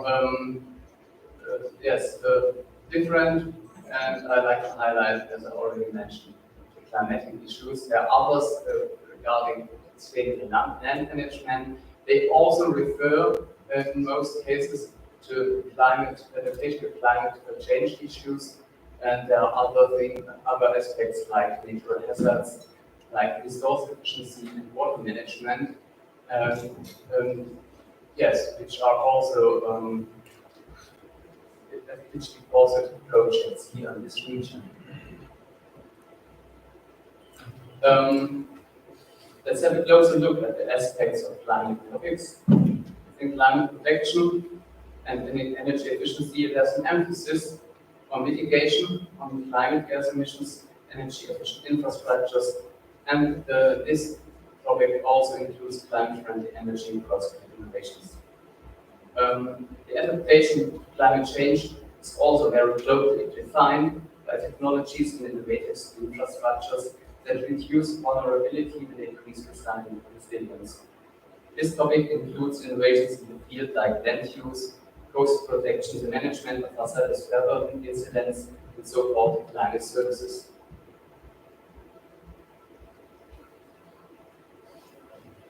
What about the project types? There are different types. One type is already missed because it's at the very beginning of the initiative. It's all, I think, 4 or 5 years that they have been conducted this the definition projects. It's a small 6-month phase for preparation of bigger projects. But the heart of the initiative are the R&D collaborative projects, and these projects are meant to develop and implement innovative sustainable technologies, products, services, and system solutions. They usually run for a period of 3 years. Due to COVID, most times it's longer. There are also regional project offices which coordinate activities across disciplines, activity network projects and their environments. It's about network and transfer. And one of these regional projects is CASIP, organizes these conferences. There are also to link with the UN conferences, it's also the project science policy interface. And we have an overall coordinating project that organizes the get-together of the conferences every 2 years, and and also hosts the homepage, the website. I really can recommend to have a look on this informative website.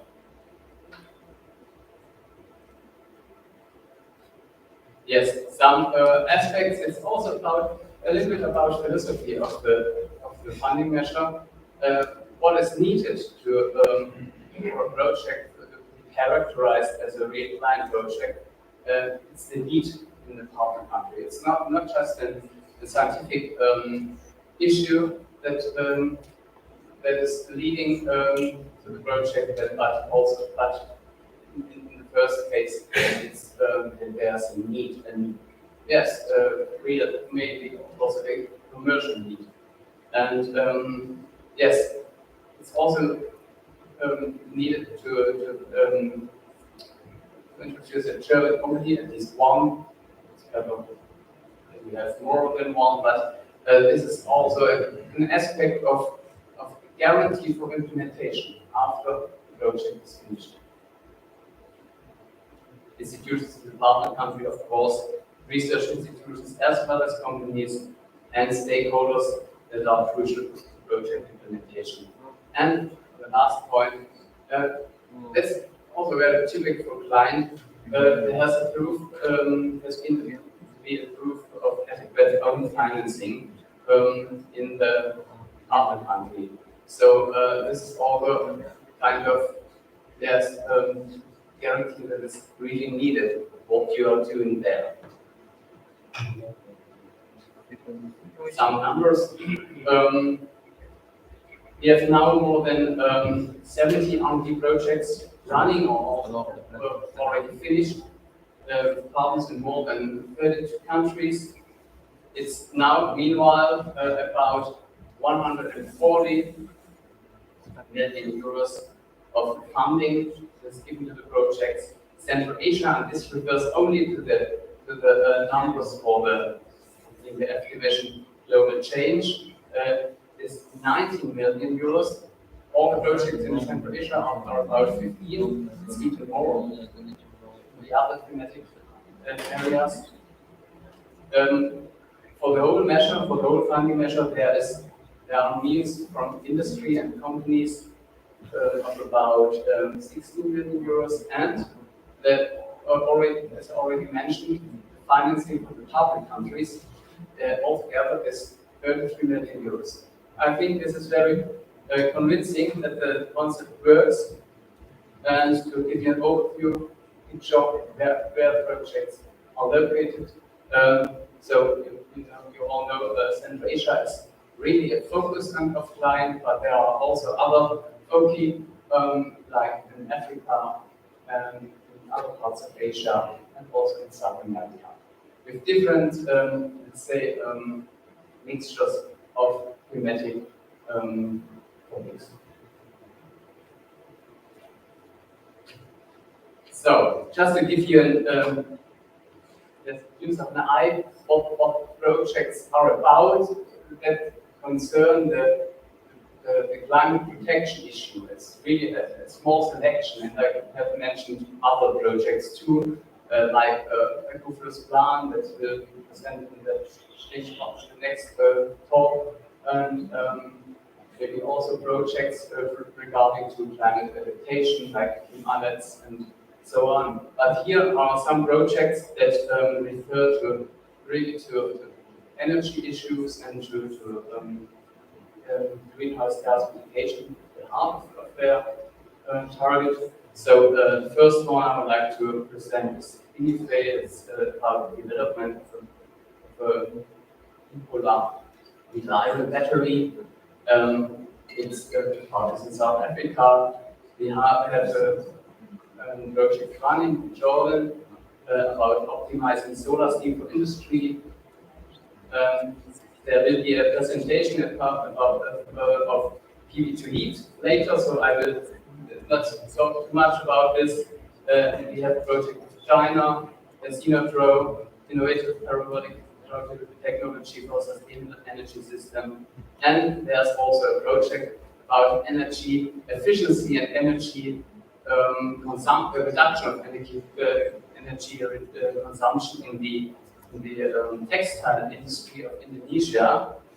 This is very ambitious, and they like to reach about 50% energy reduction. So these are some examples. You see there's a wide field of possibilities to find solutions to improve our situation regarding climate change. And to conclude, maybe the last slide indeed. So now it's frozen. So there's only one slide left. I can just tell it with words without slide. To conclude, defining broken lines supports applied projects with partners from private sector in different regions. So it's to find solutions for mitigation and adaptation. And client is about technology transfer. Thank you very much.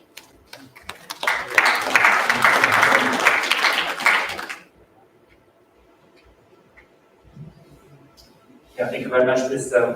Kai, for this interesting overview of the Climate 2 funding measure. Now it's a pleasure to invite the Eco-Fluss Plan project.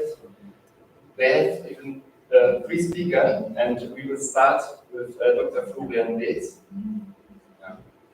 So, the presentation is about use of renewable energy to protect natural floodplain forests of the Naryn River.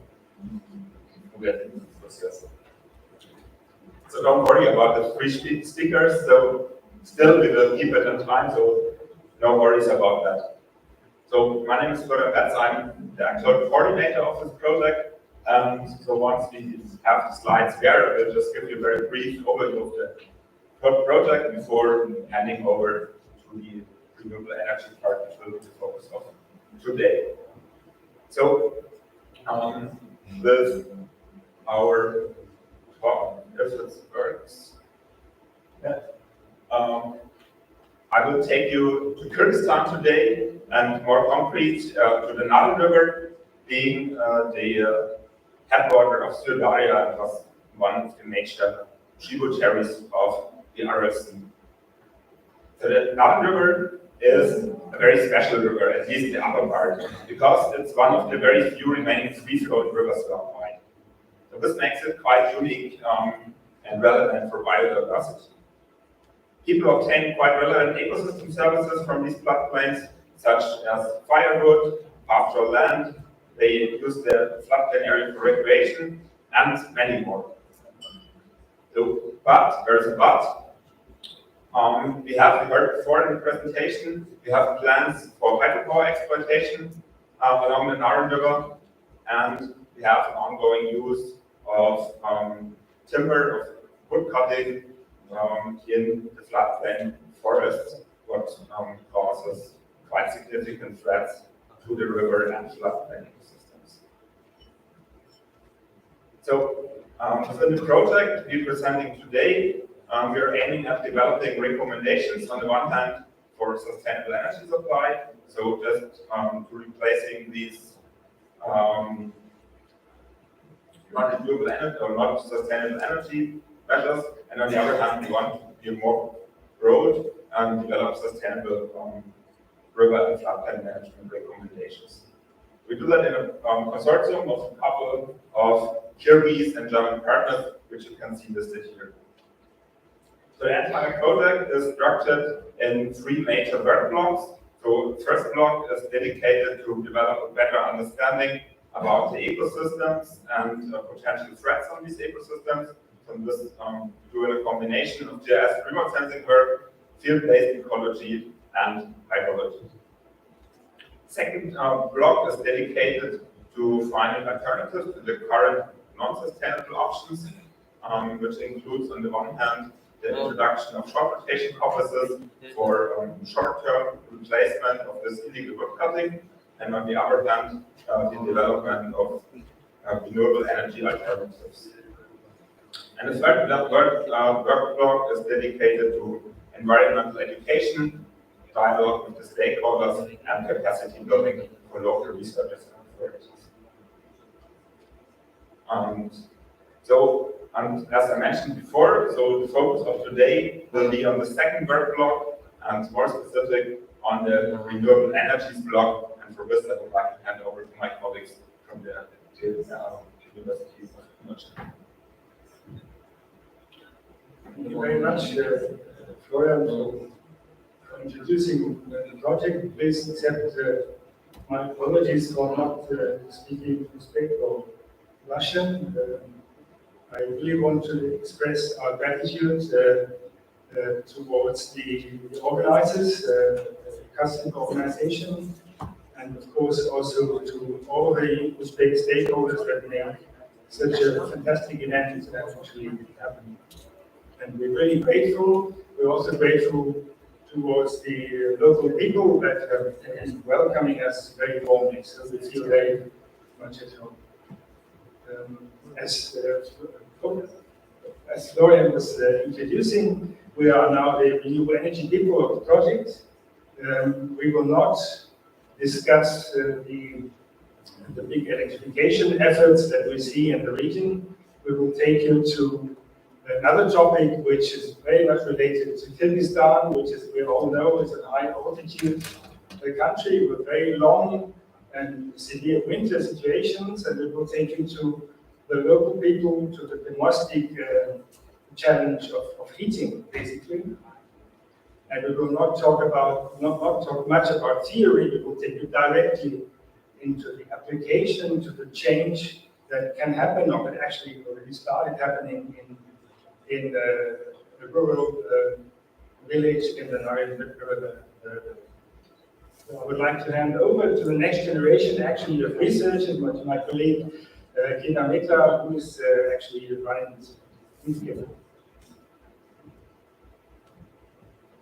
Thank you very much.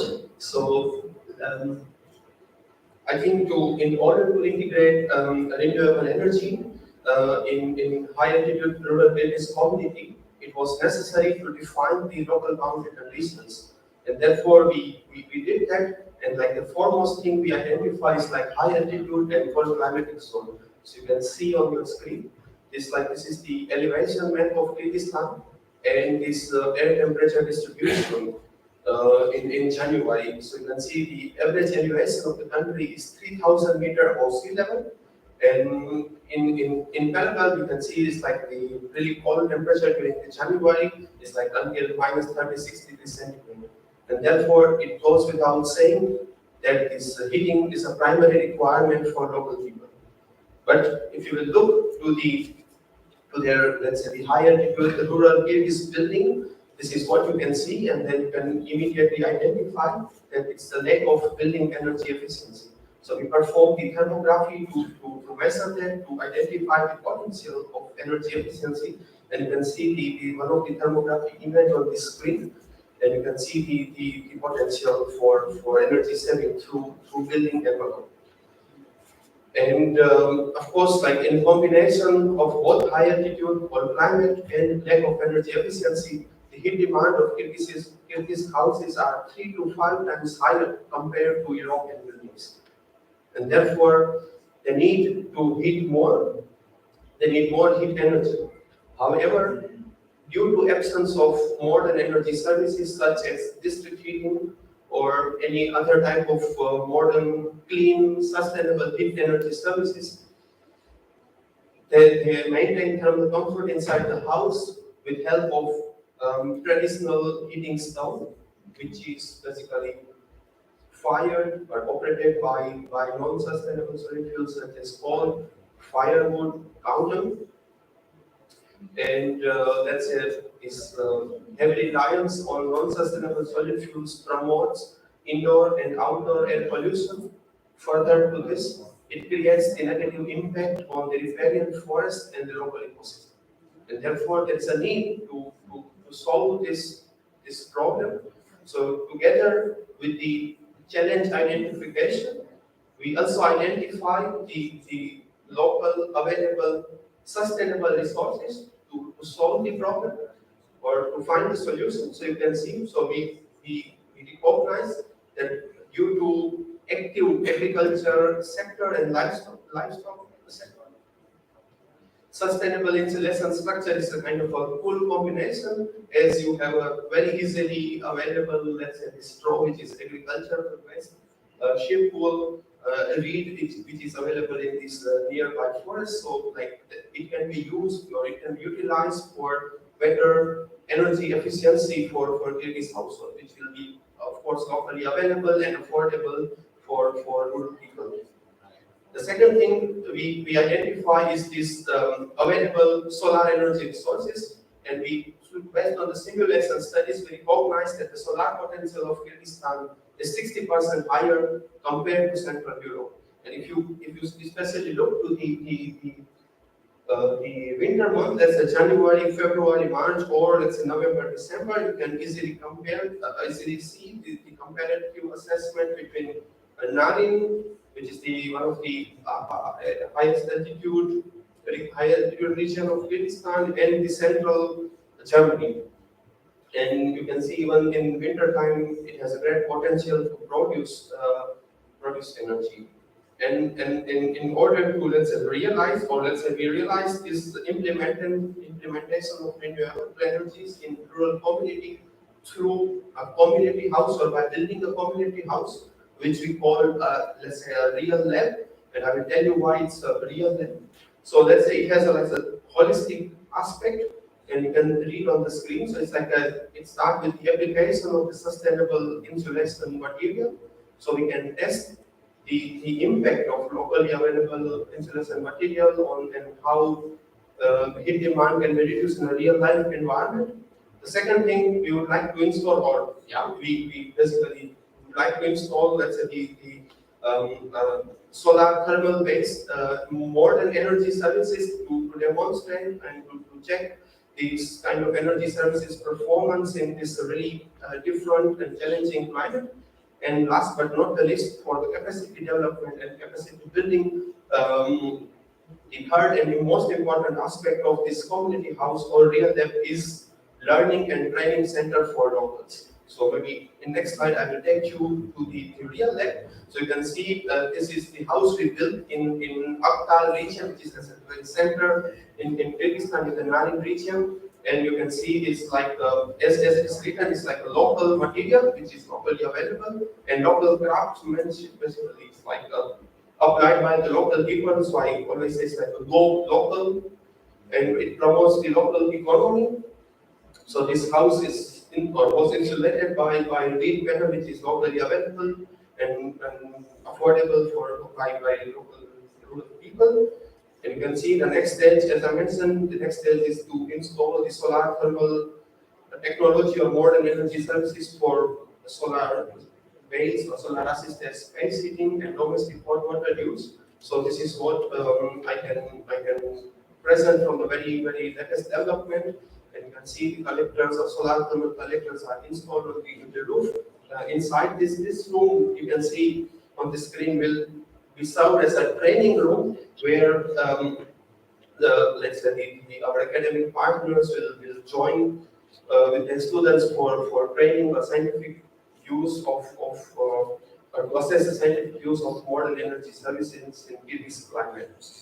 And last but not least, it is the capacity development. So we would like to hand over, or we will hand over this real lab to Aktal community. So it will belong to the community, and there's let's say agreement that this model house in the region will be open for all. So anyone can enter to that house, learn, see, and transfer the knowledge to neighboring communities or other communities, let's say, or in Central Asia, especially in Tajikistan, where we have a similar climate like Kyrgyzstan. And we, as a let's say outcome, we developed this open source tool for building analysis and how to improve energy efficiency of such buildings. It's not stopped at one building in a community, but we developed, let's say, this kind of open source tool called Energy Planner, and where you can enter some details of your building, and it will give you, let's say, a roadmap how to improve the energy efficiency based on the building data. And for example, this is in a testing phase right now, and I would like to proudly present that. For example, the house on the top, you can see it was in 2019 when I visited Kyrgyzstan for the first time. And let's say by household visit, we explained the importance of, let's say, how what will happen if you will close your roof and you can save XYZ ton of coal or money, or heat demand will be reduced by X%, and then at least some of the household implemented in the community, and you can see the result on this slide. And this is why we call this like a local impact of a fluence plan, and the impact will be available even beyond the project in Kyrgyzstan. So let's say this is all from our side. Thank you very much for your kind attention. We are very grateful for all our local partners, especially in United State University, and this Client 2 program, DLR, named Mr. Klein. And please do not hesitate to contact us if you have more questions. Yeah, thank you very much. Thank you.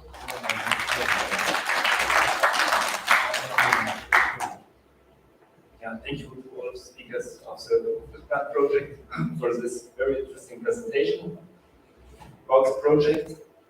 Now we are coming to the next project, Client 2 project. The name of the project is PV2 Heat. Mr. Kai already mentioned. Now, yeah, I would like to ask.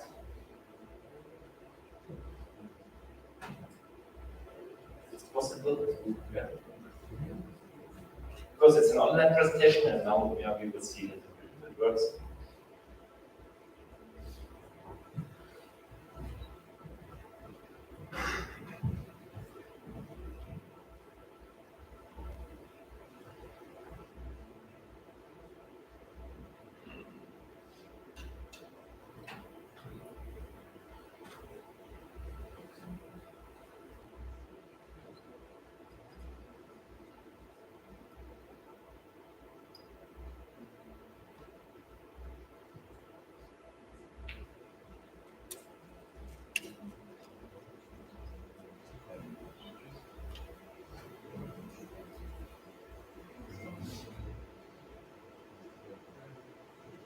So, if there are any problems, I would suggest continue with the next presentation. And, yeah.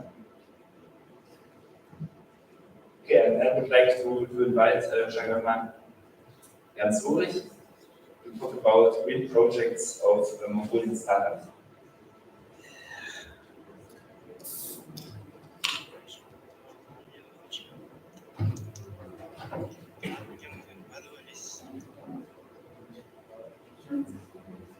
I was prepared to start with my speech with good afternoon, good night, but I should say good evening. Today, my name is Shakama Nazir. I'm the head of the Innovation Fundamental Innovation Center and Entrepreneurship Division of the Business and Innovation Development Agency of Ulaanbaatar, Mongolia.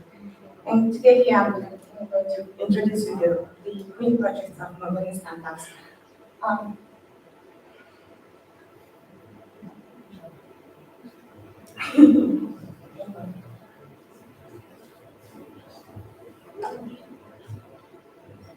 Thank you. So our agency, first allow me to shortly and briefly introduce our agency. Basically, our agency is in charge of supporting businesses and startups finding innovative solutions to the city-related urgent issues. And under our agency, we have Hub Innovation Center and BioHush's Hub Innovation Business Innovation Center. So here we organizing, so far organized almost 400 events and we participated 51,000 young people. For today, through our innovation center was incubated 46 startups, successful startups, who have created more than 400 workplaces. So let's move to the main speech, and today I'm going to introduce you the 4 startups and 4 green projects of them. In Mongolia, almost 77% of the total territory, which is the 120 million hectares, is affected by desertification.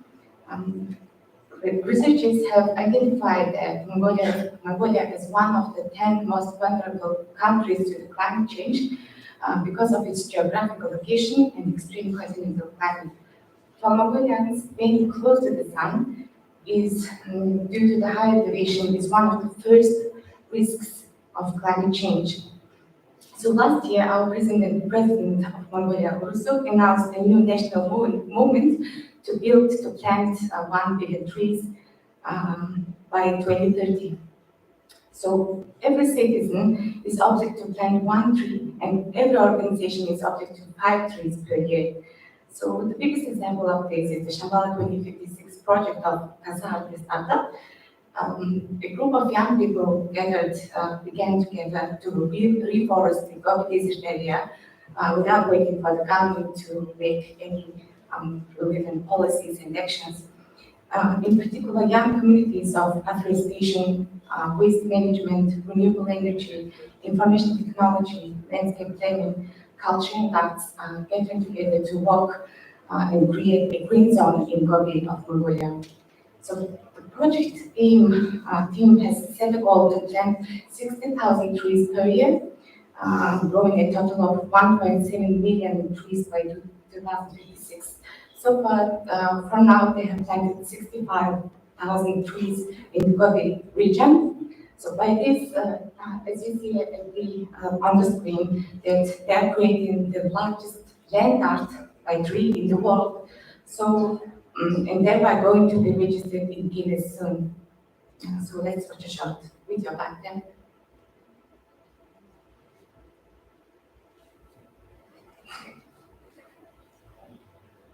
Video.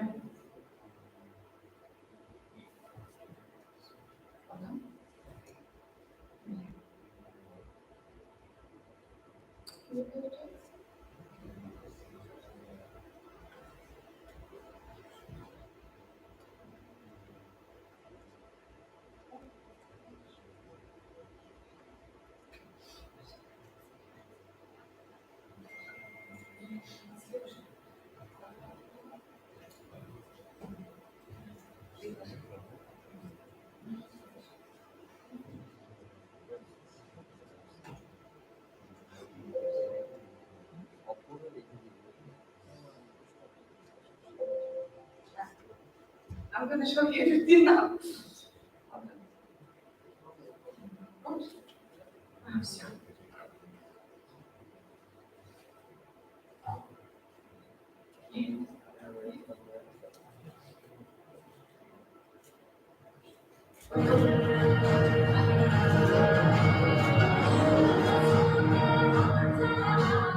So here you can see that trees they are going to plant. This summer, they have organized the Arts and Culture, Arts and Technology Festival, and a lot of young people here gathered to plant these landmark trees.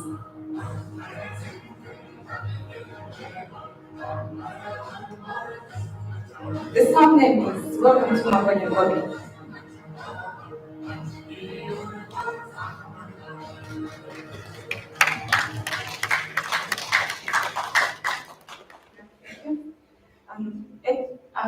At their engineering campus, they have completed the installation of 10 kilowatt renewable energy system. So now they work with 100% of renewable energy. To care for and protect trees, they decided to find an owner for each tree. So literally, people can adopt the trees they have planted and have own name tag on trees, so that people can get trees named after them. Each tree is certified with a QR code and will be registered in the application, so the citizens can monitor through their mobile phones about the growth of the tree and check if they are growing well. Also, they will get regular email notification, and the purchased tree will be planted by a professional team and looked after with an automatic drip irrigation system and 24-hour security. The next startup is IREN. They won second place this year at the Startup International competition. It's a team of scientists, engineers, and designers with a mission to pioneer nature-inspired innovations for humanity's most fundamental need, as starting with air.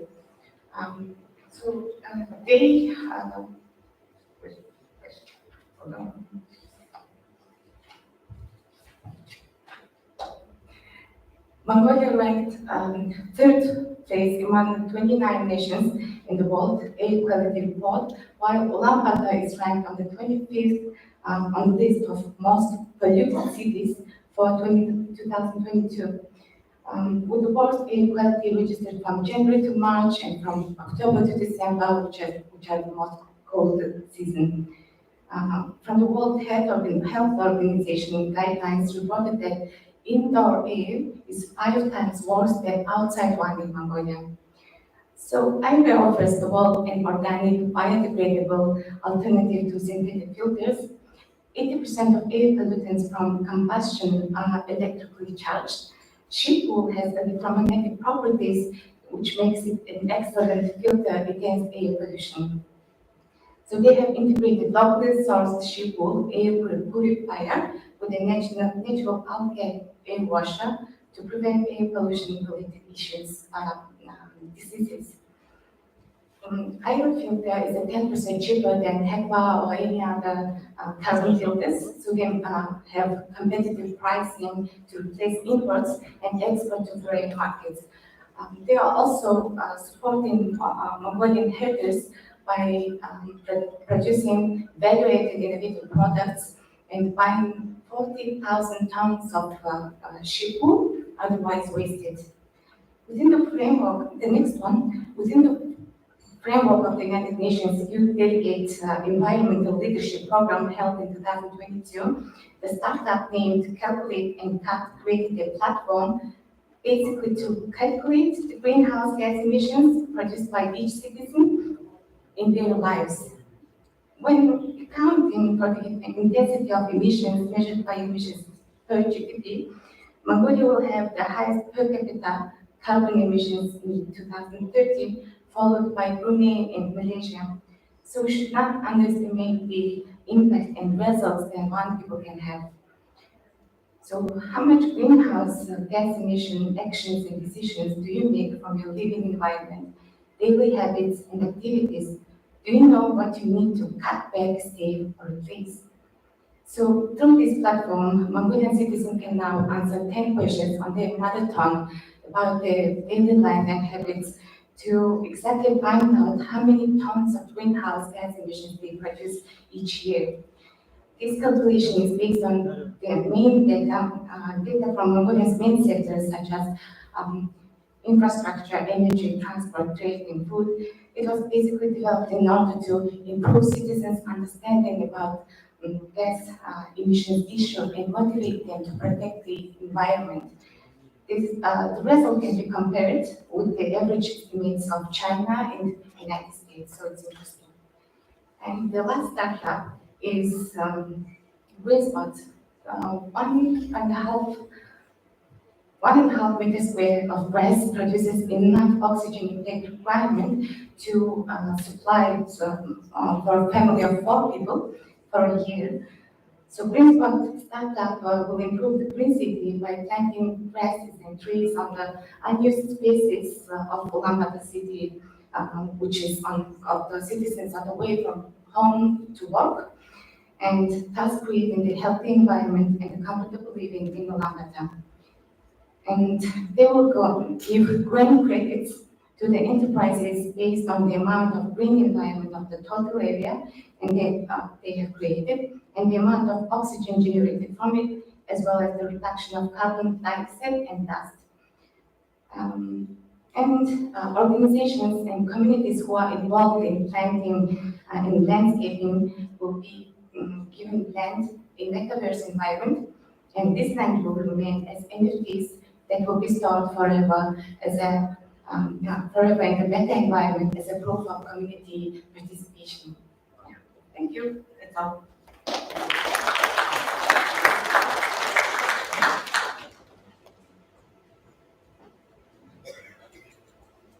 Thank you, Jagaman, very much for this interesting presentation.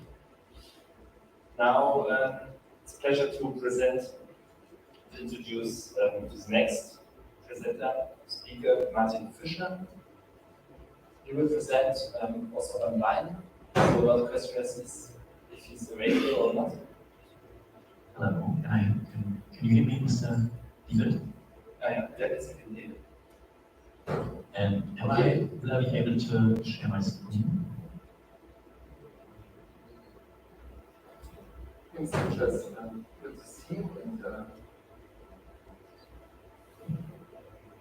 now I would like to pass you over to Mr. Fischer for this presentation. Okay, so will I be able to, can you see my presentation? Yes. Yes, okay, that is very good. Thank you very much, Mr. Lieben. Good morning, good evening, everybody in Uzbekistan. I'm happy to be here today. I will present a funding measure that is implemented by the Federal Institute of Education and Research of Germany that also complements climate change adaptation mitigation strategies and concepts, because it has to do with the International Research Corporation on green hydrogen. So, okay, so I hope everything works. And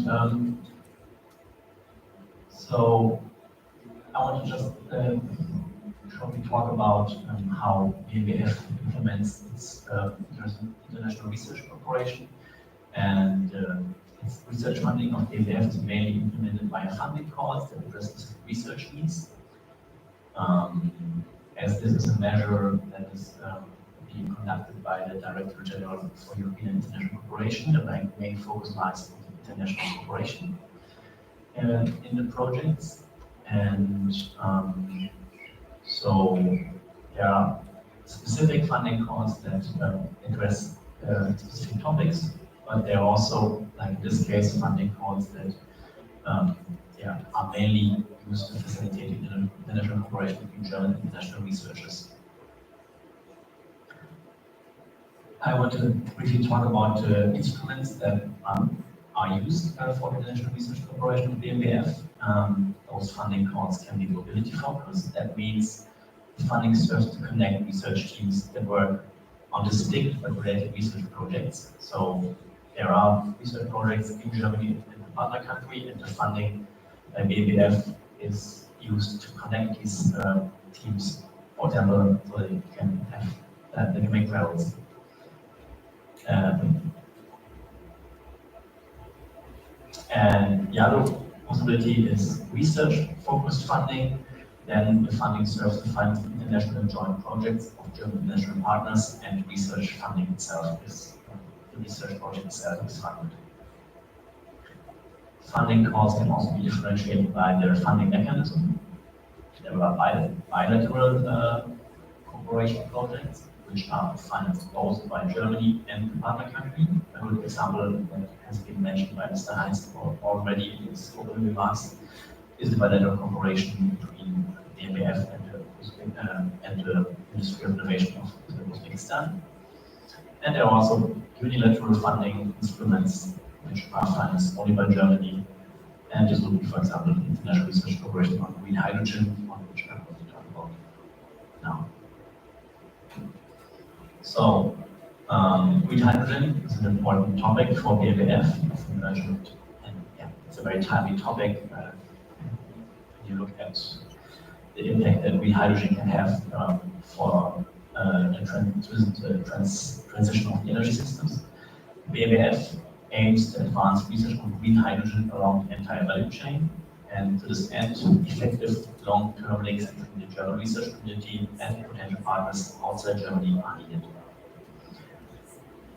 So, to this end, BMBF announced a framework funding call on international research cooperation on green hydrogen in 2021, and this call provides the basis for tailored funding proposals for German partners, which are to be then are specified in calls for proposals. And this framework funding call was complemented by a specific call for proposals for operations and research institutions from Ukraine, Central Asia, and South Caucasus. This was also published in 2021. So let me briefly talk about the specific call for proposals that addresses green hydrogen in the region like Central Asia and also in Eastern Partnership.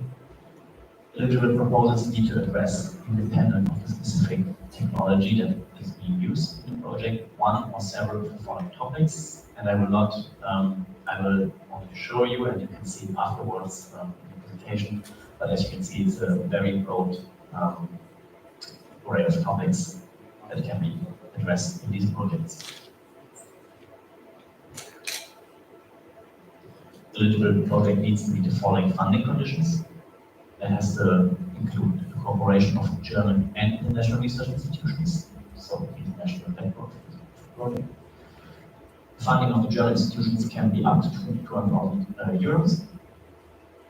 The project duration is up to 36 months. And the deadline for proposal submission was 30 June 2021. BMBF received 33 eligible proposals, and out of these, after careful evaluation, including external evaluators, 10 projects were selected with partner institutions in Iran, Ukraine, and Central Asia. The first project is planned to start on January 1st, 2023, and we are glad it's a project with partner institutions from Central Asia. So the first project from this call that we are hoping to start on the 1st of January is Green Hydrogen.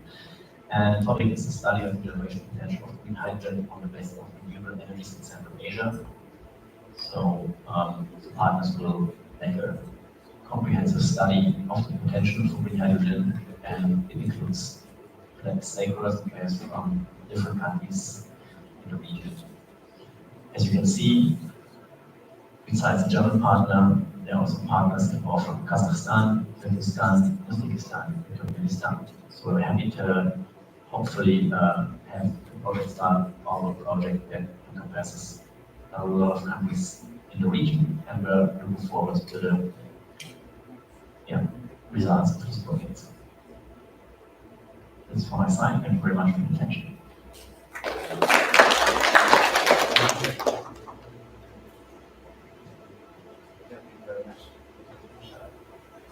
information about this funding measure. We have time for discussion. Sorry, I can't find it. Okay. Thank you very much for this information about this new India funding measure. And if there are any questions, we can discuss the third session. Now I would like to pass you over to Gunnar Streiter. She's working for DENA, German Energy Agency, and will also present a presentation online. Okay.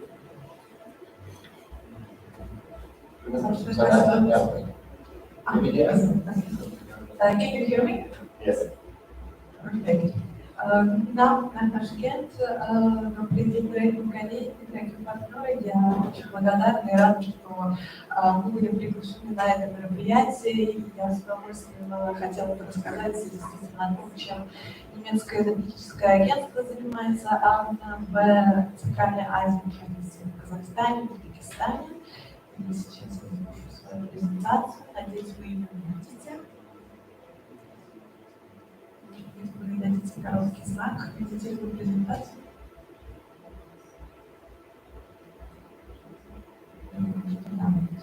Да, меня зовут Gunnar Streiter, я работаю в немецком энергетическом агентстве DENA. Может быть, пару слов о том, кто такие. Немецкое энергетическое агентство DENA, мы являемся экспертным центром в сфере энергоэффективности, возобновляемых источников энергии и интеллектуальных энергетических систем. С 2000 года мы занимаемся практической реализацией принятого в Германии курса по переходу на альтернативные источники энергии и, соответственно, проводим последовательную политику в области энергетики и сохранения климата путем разработки решений и их практического внедрения как на национальном, так и на международном уровне. Мы являемся своеобразным посредником политикой, наукой и экономикой. Соответственно, мы объединяем интересы всех стейкхолдеров, которые заинтересованы в сохранении климата, в энергетическом переходе, и работаем именно с этими стейкхолдерами по различным темам. С 2020 года по поручению Федерального министерства экономики и защиты климата DENA занимается реализацией энергетических коопераций, именно энергетических диалогов и партнерств, именно со странами Центральной Азии, Восточной Европы, Турции и Ирана. В этом году к списку стран присоединился также Израиль. И мы очень рады, что с каждым годом появляются все новые и новые темы по энергетическому переходу, которые мы с удовольствием разрабатываем в наших странах-партнерах. Может быть, тоже пару слов о том, что из себя представляет энергетические партнерства или диалоги. Это так называемый центральный политический инструмент Федерального министерства экономики и защиты климата в контексте международной энергетической политики. Главной целью является содействие трансформации энергетических систем в странах-партнерах с помощью внедрения МИА и технологий энергоэффективности путем предоставления знаний и опыта Германии в области энергоперехода. Через ряд других целей, также обеспечение энергетической безопасности Германии, понятное дело, также выполнение целей Парижского соглашения и также содействие внешнеэкономической деятельности немецких компаний. С кем мы работаем в рамках энергодиалога, является целевой группой, это стейкхолдеры, в первую очередь из политики, как правило, это министерства, государственные энергетические агентства, также отраслевые организации, также тесно сотрудничаем с представителями экономики, бизнеса и, конечно же, науки. И также активно всегда находимся в контакте с представителями гражданского общества. Как я сказала, в Центральной Азии мы также реализуем энергетические диалоги, двусторонние энергетические диалоги, и это со странами, например, с Казахстаном и с Узбекистаном. Я начну с Казахстана. Казахстане вообще ДЭН работает уже на протяжении 10 лет, поэтому было логично, что ДЭН не переняла реализацию энергодиалога с Казахстаном. Центральной структурой энергетического диалога является уже сформировавшаяся межправительственная рабочая группа по энергоэффективности, ВИА и МДАЖ. В эту рабочую группу входят, как правило, вице-министры наших партнерских министерств в Казахстане, это Министерство энергетики и Министерство индустрии и инфраструктурного развития. И, разумеется, также сопредседателем является Министерство экономики и защиты климата Германии. Данная рабочая группа, она заседает ежегодно, и на ней как раз таки согласовывается официальная рабочая программа с темами, с проектами, которые реализуются нами и нашими партнерами. Эта рабочая программа является обязательной к выполнению, и в течение года она выполняется и, соответственно, реализуется. Над какими темами мы работаем в Казахстане в рамках этого диалога, вы тоже можете видеть на слайде. В первую очередь это межсекторальное повышение энергоэффективности, это развитие водородной энергетики, развитие сектора ВИА, в частности, интеграция в сеть биогаз, масс-лист, также это и содействие инновациям в энергетическом секторе. Как я сказала, все эти темы мы разрабатываем, обсуждаем совместно с коллегами из Казахстана и партнерами также. Это не только представители министерств, это также, например, представители КЕБО или Института электроэнергетики и энергосбережения. Мы также активно в Казахстане работаем с партнерами из международных think tanks и также финансовых институтов, то есть также EBRD, USAID и GIZ. Большую поддержку нам также оказывает делегация энергетической экономики в Казахстане, Центральная Азия, простите. Я бы хотела коротко, наверное, остановиться на самых таких ключевых темах, над которыми мы работаем в Казахстане. В первую очередь, как я сказала, это тема энергоэффективности. Здесь ДЭНА совместно с консорциумом партнеров разработала дорожную карту по повышению энергоэффективности и энергосбережения в Республике Казахстан. И здесь речь идет в первую очередь о конкретных мерах, которые были прописаны для определенных секторов. Это транспорт, здания, промышленность, энергетика, также меры для всех секторов. Данная дорожная карта уже находится на финальной стадии согласования и должна стать так называемой практической частью уже концепции энергоэффективности Республики Казахстан, то есть основного стратегического документа. Наши эксперты также будут задействованы в реализации этих самых прописанных мер. Это в первую очередь проведение информационной кампании по повышению энергоэффективности, это также создание сетевых, так называемых сетевых объединений по энергоэффективности, сетевых объединений предприятий, организаций. Кроме того, мы также разработаем интерактивную карту по энергоэффективности для Казахстана. Вторым направлением является, ключевым направлением является развитие водородной энергетики. Эта тема достаточно нова для энергодиалога, но очень динамично развивается. Здесь мы также проделали достаточно обширную работу за последний год. Это было и написание небольших исследований по потенциалу водородной энергетики. Кроме того, с поддержкой Министерства энергетики Казахстана мы провели тематические семинары как раз по аспектам развития водородной энергетики в Казахстане, где были озвучены самые основные аспекты. Это и производство, это и спрос на внутреннем рынке, экспорт и, соответственно, также сертификация. На основе на этих семинарах присутствовали многие стейкхолдеры из Казахстана, из Германии, это и бизнес-представители, и представители науки. Таким образом, нам действительно удалось учесть все интересы потенциальных, скажем так, участников будущего водородного рынка в Казахстане. На основе вот этих тематических семинаров наши эксперты уже начали разрабатывать рекомендации для развития водородного рынка в Казахстане, которые, в принципе, могут стать и основой для будущей концепции развития водородной энергетики в Казахстане. В следующем году мы также будем еще больше и дальше продвигаться в этом направлении, будем также фокусироваться на таких ключевых аспектах водородной энергетики, это транспорт и производство, и также экспорт. Энергетический диалог с Узбекистаном у нас также, скажем так, развивается, и этот энергетический диалог достаточно еще на такой стадии развития, может быть, еще не в таком размере, как с Казахстаном, но все равно мы активно продвигаемся, и здесь уже идентифицированы основные темы, над которыми мы работаем.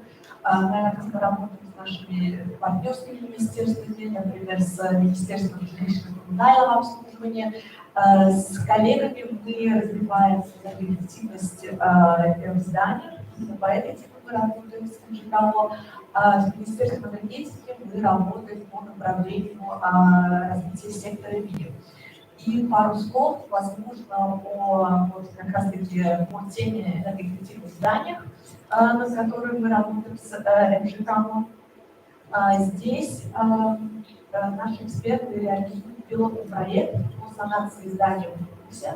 В частности, было взято отдельное жилье, и наши эксперты провели анализ исходной ситуации, партнерство с коллегами из Узбекистана, и разработали различные варианты санации этого здания. Вместе с коллегами с МЖКО был выбран самый оптимальный вариант санации этого здания. И на данный момент, в принципе, готова вся документация, необходимая для старта непосредственно строительных работ. И сейчас мы находимся, в принципе, в контакте с возможными инвесторами проекта.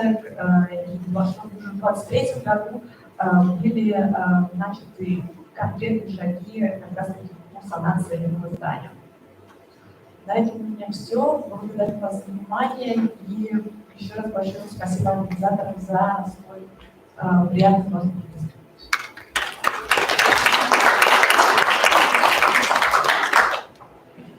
Yeah, thank you very much, Jonas Verdalber, for this interesting presentation about your activities in the field of energy transition in Kazakhstan and also in Uzbekistan. Now, I will pass over to Zere Mohamed Karim.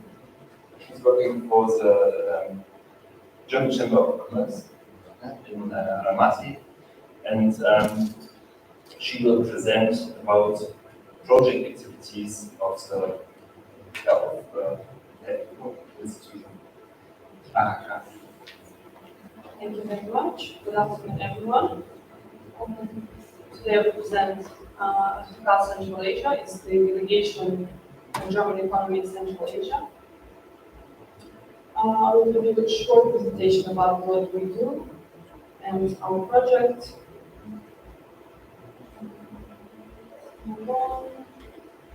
Okay. So the delegation of German economy in Central Asia is funded by the Federal Ministry of Economics and Climate Protection and represents the interests of German business in important political and economic bodies and departments of host countries. We act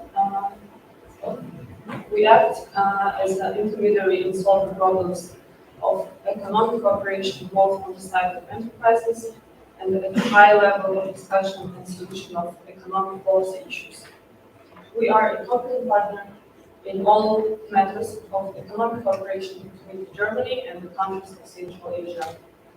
From our offices in Almaty in Kazakhstan and Tashkent in Uzbekistan, we offer a wide range of services to German business. The services include advocacy services such as office-to-office legal accounting services, networking, such as supporting German interests in Kazakhstan and in Central Asia overall. And also, we organize subsidized trips to Germany and Kazakhstan.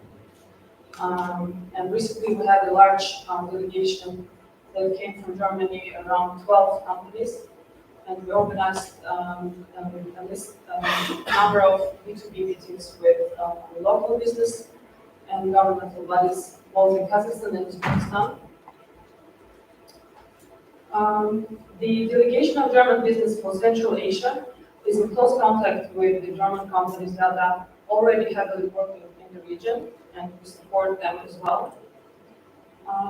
A competence center for green economy was set up recently at our delegation to further support and promote the initiatives and projects in the field of renewable energies and strategic resources. Myself, I'm a senior manager for the projects of strategic resources. Okay, what we can see here, our partners from German side, we are the implementers in different projects and initiatives with a number of German government or private entities. We work closely with the energy agency DENA that just gave some presentation for me.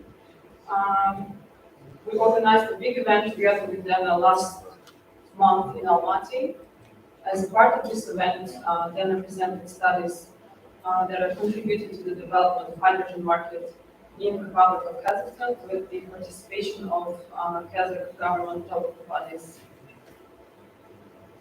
I would like to tell you a little bit about our recent project on waste recycling within the framework of Circular Economy Program in Kazakhstan, together with the Federal Ministry of Environmental Protection, Nature Conservation and Nuclear Safety of Germany.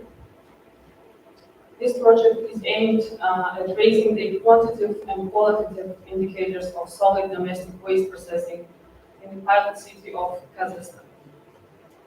The implementation of this project involved 3 stages. The first stage was the creation of a working group together with Kazakh and German experts, which included analysis, presentation of waste management matters in Kazakhstan, visit to target sites, and the development of proposal for optimizing processes. The second stage was the development of ecological concept in the pilot city of Kazakhstan, Taraz. And last week we hosted a final working group meeting in Astana to present this concept. And the third stage is we conducted educational events within the framework of a week-long seminar for information exchange of practical experience on the topic of innovative waste management technologies. All the stages of the project provide the creation for space for networking, exchange and experience, and transfer of knowledge. The long-term cooperation between Germany and Kazakhstan is ensured by a bilingual information portal of the waste industry.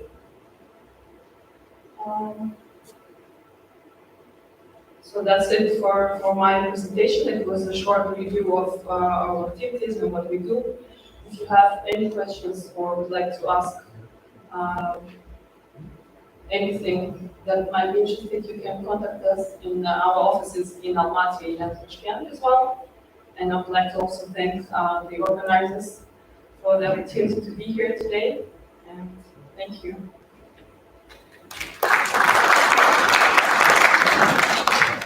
Thank you for coming and presenting. And now I would like to directly pass you over to Mr. Siemens and his presentation about joint activities in the field of renewable energy in Central Asia. So, Siemens, Thank you very much, Peter. It's a pleasure for me to present here. And this afternoon, without breaks, only heroes are here in the room. And before I start, I have to check, just could raise a hand for whom it's easier to listen in English than in Russian. To whom it's easier to listen in Russian than in English. Кому проще воспринимать по-русски, я все еще не пишу по-русски или по-английски докладывать. Кому проще по-русски? No, English. Okay, fine. Yeah, the topic is quite difficult. Capacity building and renewable energy implementation cooperative activities in Asia, in Central Asia. We are not part of funding of Client 2, unfortunately. Nevertheless, we are doing a lot of activities in this direction, and we hope to be Client 3 with you. So, what is the what the University INNO has to do with renewable energies in Central Asia? They are in Central Germany, mid of Germany. Three small towns somewhere in the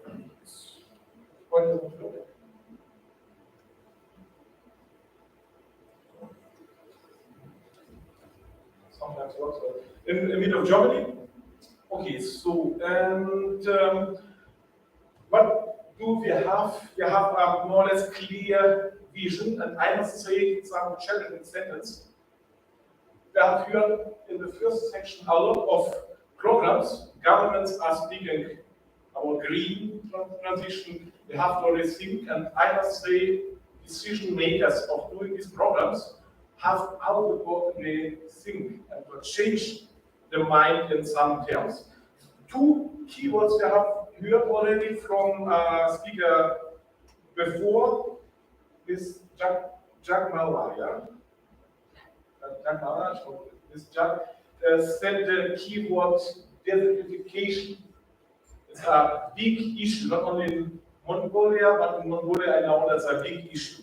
The other point we heard from Professor Medira about big plans are not always the solution. And these two keywords I will keep up and pick up and going on this. But our vision is the need in Central Asia some region-specific approaches. Please, what is done today mostly keeping a German solution, keeping a Dutch solution, placing that in the mid of Kazakhstan, or mid of Kyrgyzia, and that shall work.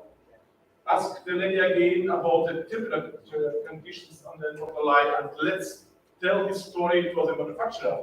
But within 1 day, the temperature change is 40 degrees Celsius within 1 day. Yeah, that's right. Yeah. So the manufacturer will say, no way, the bearings will not, this whole things will not work. And need solutions which are adopted to the situation. It must be adopted to the economic situation. The specifics of economics in Central Asia are completely different from Europe.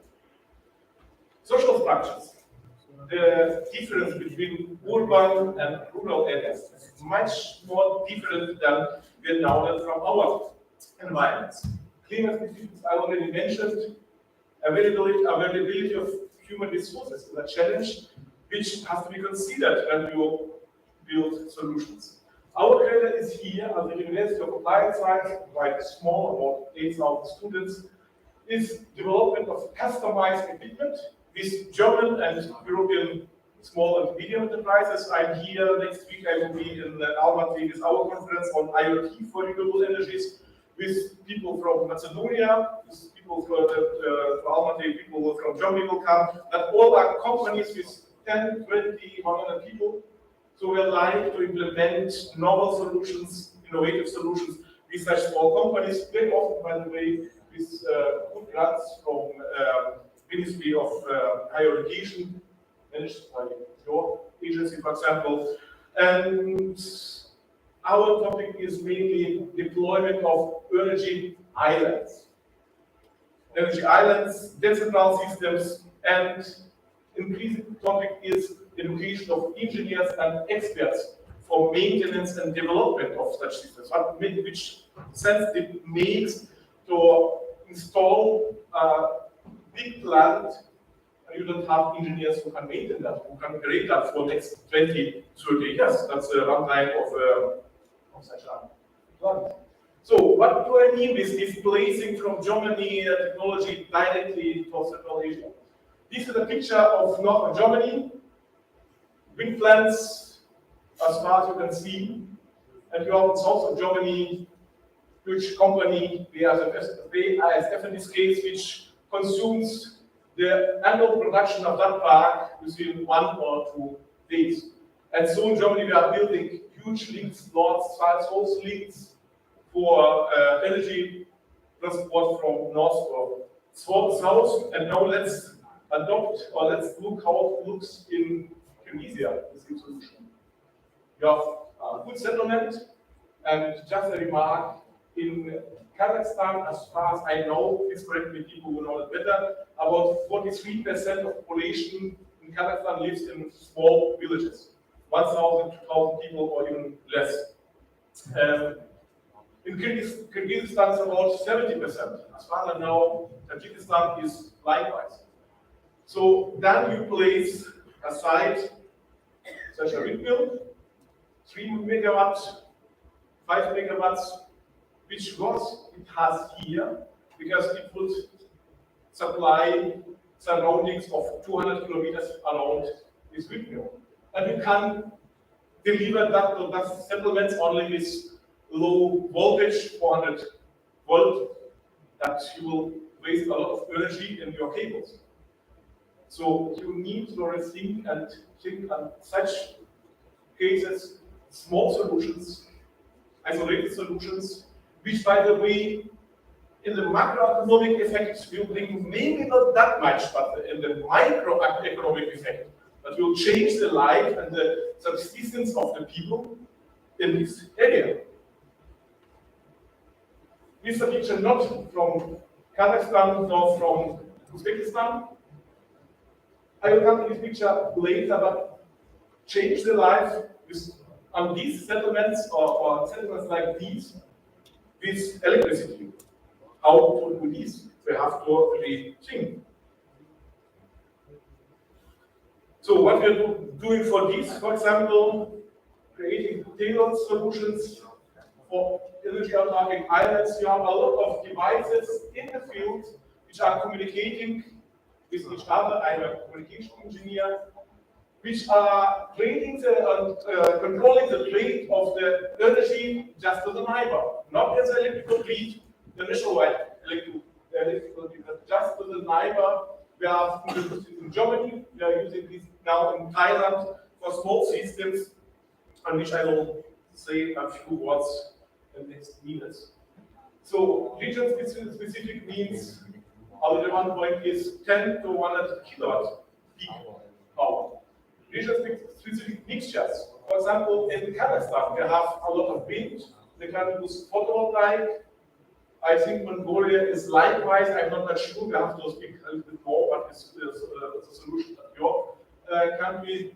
But in Kyrgyzstan, much more feasible is to use micro hydro plants, and not big ones with gigawatts, even 50 megawatts. That's the threshold of being small power plant, maybe even 100 kilowatt power plant, which has a low impact on the environment.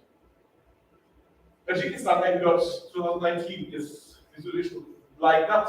Just install small micro hydro plant for delivering the energy to the next settlement, 100 meters above the mountain. So one of the projects we did not here, but our wish is to place with the same logic something in Central Asia. This is a concept we have developed with one of the programs of BMWF in Thailand.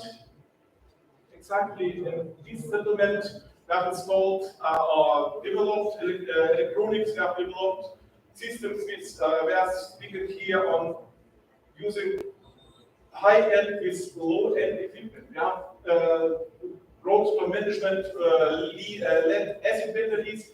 We have installed PV and energy autarkic coffee cooling house. It is running for years, completely energy autarkic, and changed the economic situation of this village. And that can be now spread around, that is in the region of North Thailand, Myanmar, and so on. But this concept of energy autarkic systems is something that can be brought into the rural areas and change the socio-economic situation in that region significant. So IoT for energy islands. Micro water-grid system which is running for 30, 40 years, we need to understand how healthy it is in the technical terms. So placing sensors on these, doing predictive maintenance to change parts then when it is needed and not waiting until the system is broken down. So that is something, this is counterpart in Germany. That is, by the way, a pillar which is completely manufactured from woods, built from woods, and it has about 260 sensors from humidity over oscillations and so on and so on. And then bringing that online in a real time what is happening in the system. That is what we are doing. The next point, last point, is the capacity building, education for highly skilled engineers. They have set up a lot of programs, international programs, because they are conducted in English. We are educating electrical computer engineering in English, Internet of Things, PV, engineering sciences. Based on that, we are developing another degree programs. For example, with Kazakhstan from 2019, we have established 2 programs in Almaty and 1 in Pavlodar, which are running in communication and embedded systems and Internet of Things, which we are educating exactly the engineers who can build that and operate and maintain the systems. This is my team, by the way. Only one guy is from Germany, and all the people, not 2 guys from Germany. All others are from Kazakhstan, Russia, Ukraine. So we are educating people, engineers for those countries. So we are doing research done with these PhD students done. We have nowadays PhD Center for Applied Innovations in Engineering and Information Technologies. And today we have signed a contract for cooperation with German University, exactly on this, on jointly preparing PhD students based on our PhD center. Last 2 slides. The one is geography of our students and PhD students. You see we have hotspots in Europe, in Southeast Asia, Central Asia. We have some people are coming from, but not that many. The topics are seen here, especially important here is energy efficiency through using IoT and ICT means that is my focus, that are our main points of interest. Let's keep this slide. This is often hydrogen logistics. We are increasingly active in hydrogen logistics, and you see the green places is on which it's feasible to export hydrogen. And Kazakhstan is among these regions.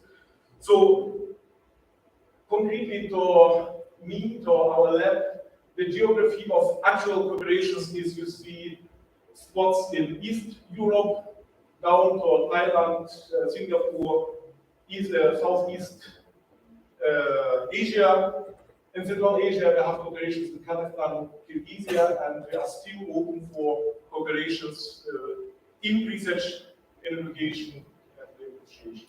Thank you very much for your attention.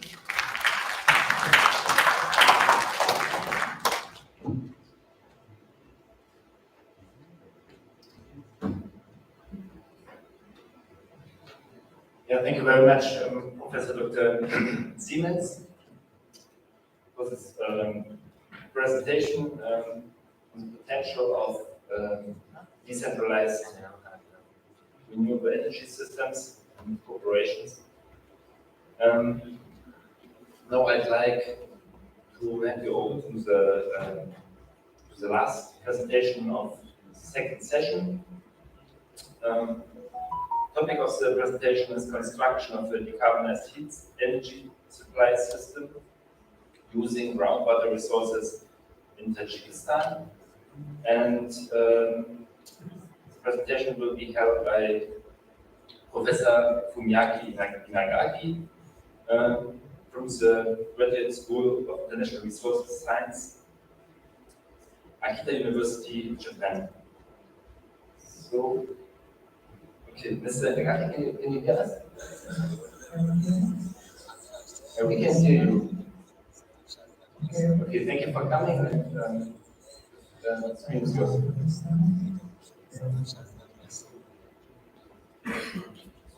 Can I share my slide? Okay. Okay, thank you very much. My name is Inagaki. Professor at the Graduate School of International Resource Science in University in Japan. And I'm the principal investigator of the project for development to recognize the conversation during the gravity source.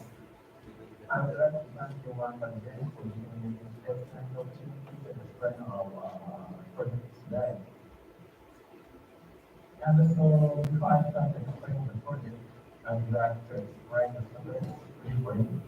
That stands for Science and Technology Research Partners for Practical Development. And it's a joint project by JST and JICA. JST is the Japan Science Technology Agency, is a national organization under the Ministry of Education of Japan. And JICA is the Development Assistance Agency under the Japanese Ministry of Foreign Affairs. These Japanese organizations work together to solve the global issues like global warming, advanced resource protection, natural disasters, and some disease. And so our project is categorized as one of the countermeasures against climate change. And the reason project is classified as a climate change action is because of the main technology of our project. The GSHP ground substitute pump, maybe someone knows about this technology, and it is energy saving technology required to use the ground heat. As you know, ground temperature is almost constant through the year. For example, if the ground temperature is 10 degrees, the temperature gap in summer is 20 degrees, and winter is 20 degrees. So GSHP uses this temperature gap for air conditioning and snow melting. There are two types of the GSHP. One is the open loop type, it circulates the groundwater, and the other is the closed loop type that saturates water and freeze. The open loop type is advantageous in terms of cost, but it is not easy to use because the groundwater contains heavy metals. On the other side, we can insert the closed loop type any place if the groundwater includes heavy metals. Therefore, we developed two new type of uses based on the advantages and disadvantages of the types. The important thing is that GSHP is not the power generation technology like geothermal generation. It's an energy saving technology which will reduce the energy consumption of air conditioner and air conditioning from 30 to 50% compared to the conventional air conditioning systems. Therefore, we need the electricity to operate the GSHP, but if we use the renewable energy, we can easily achieve zero emission in air conditioning. Here I explain the characteristics of our GSHP. Currently, GSHP has not been popular in arid regions such as East and Central Asia. In arid land, the groundwater level is deep and the soil moisture content is low.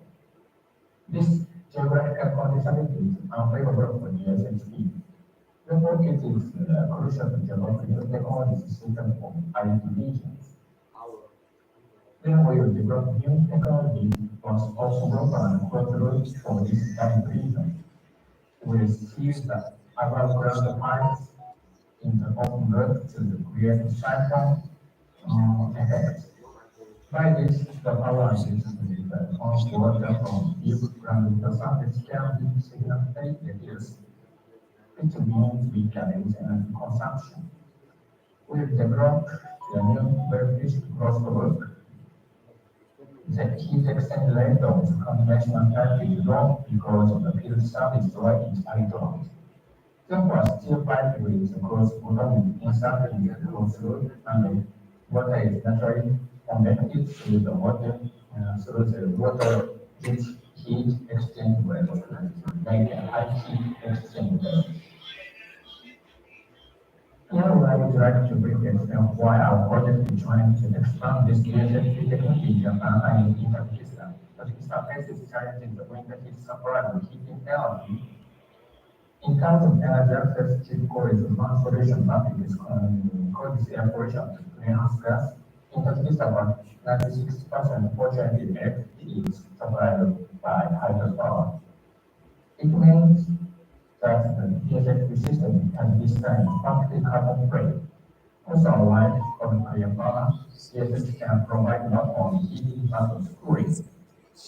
Pakistan sometimes records maximum temperature of over 40 degrees in summer. It is expected that demand for air conditioning will increase in the future. Therefore, the potential market of geotechnics which can also provide air conditioning is especially high. In addition, heat pump is technology the same as the conventional air conditioner, so maintenance is easy. The figure here is the disaster organization chart. The project aims to develop a geosecurity future model for arid regions, where geosecurity has not been used in the past and promotes social implementation of geosecurity.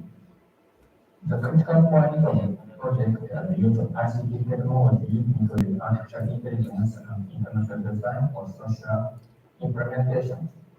To achieve these goals, this project consists of 3 sub-projects. First is develop potential market. Second, long-term heating and cooling test by geosecurity brand. And last is institutional design, including finance. From here, I explain each sub-project. First is potential map. The potential map shows the areas of geosecurity can be installed based on the ground flow, temperature, water quality, and geology. To make the potential map, we start with the water level, temperature, and quality of groundwater, and 100 wells. But not only the that kind of conventional technology, we apply GIS, AI, and artificial intelligence for makes of the potential map easy than before. And so I explain about demonstration tests. The demonstration part will install 2 types of GIS demonstration system in China. 2 types are open and closed loop. I already explained. We operate this demonstration system for 1 year and participated. The first demonstration system will be installed in our counterpart building. And the second location is the amount of the future surveys. In addition to collect operation data from the site in parallel to monitor the operated usage from Japan, then we use smart sensing. Next is some projects with instant data including finance. So in this research project aims to promote understanding of business who actually use the geosciences to the seminars, magazines, newspaper, and community development activities. In addition, we work on creating funding skill based on the premise of commercialization from the early stage of the project. This project aims to resolve these 3 SDGs goals. And so also the human resource development, including unfortunately the COVID, due to the COVID-19 and economic sanction against Russia. So this project unfortunately is delayed. And so this year, the past year, of course, for example, we have not started any activity. We just started our research survey. And for example, this corporate survey in September. In September, in Shanghai, we collect from the data and work. So this is the 5-year project, so we hope we will continue to support the work. And so thank you very much and thank you very much for your attention. And please visit our homepage if you wish to know the project. And our project has a nickname, INNO. It means innovative tax aggregation system. Thank you very much.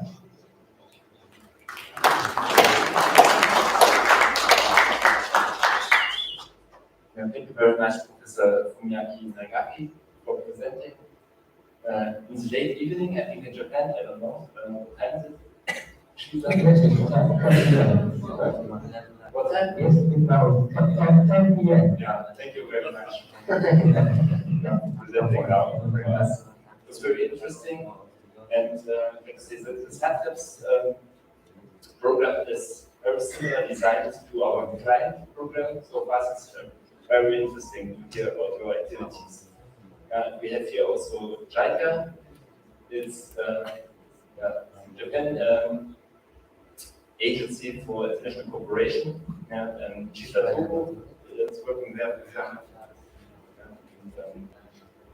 We're working very closely together. Thank you very much. And now I would like to offer you a short coffee break.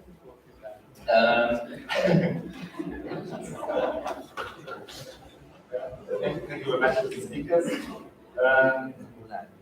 I think 20 minutes. Is it okay? Or okay.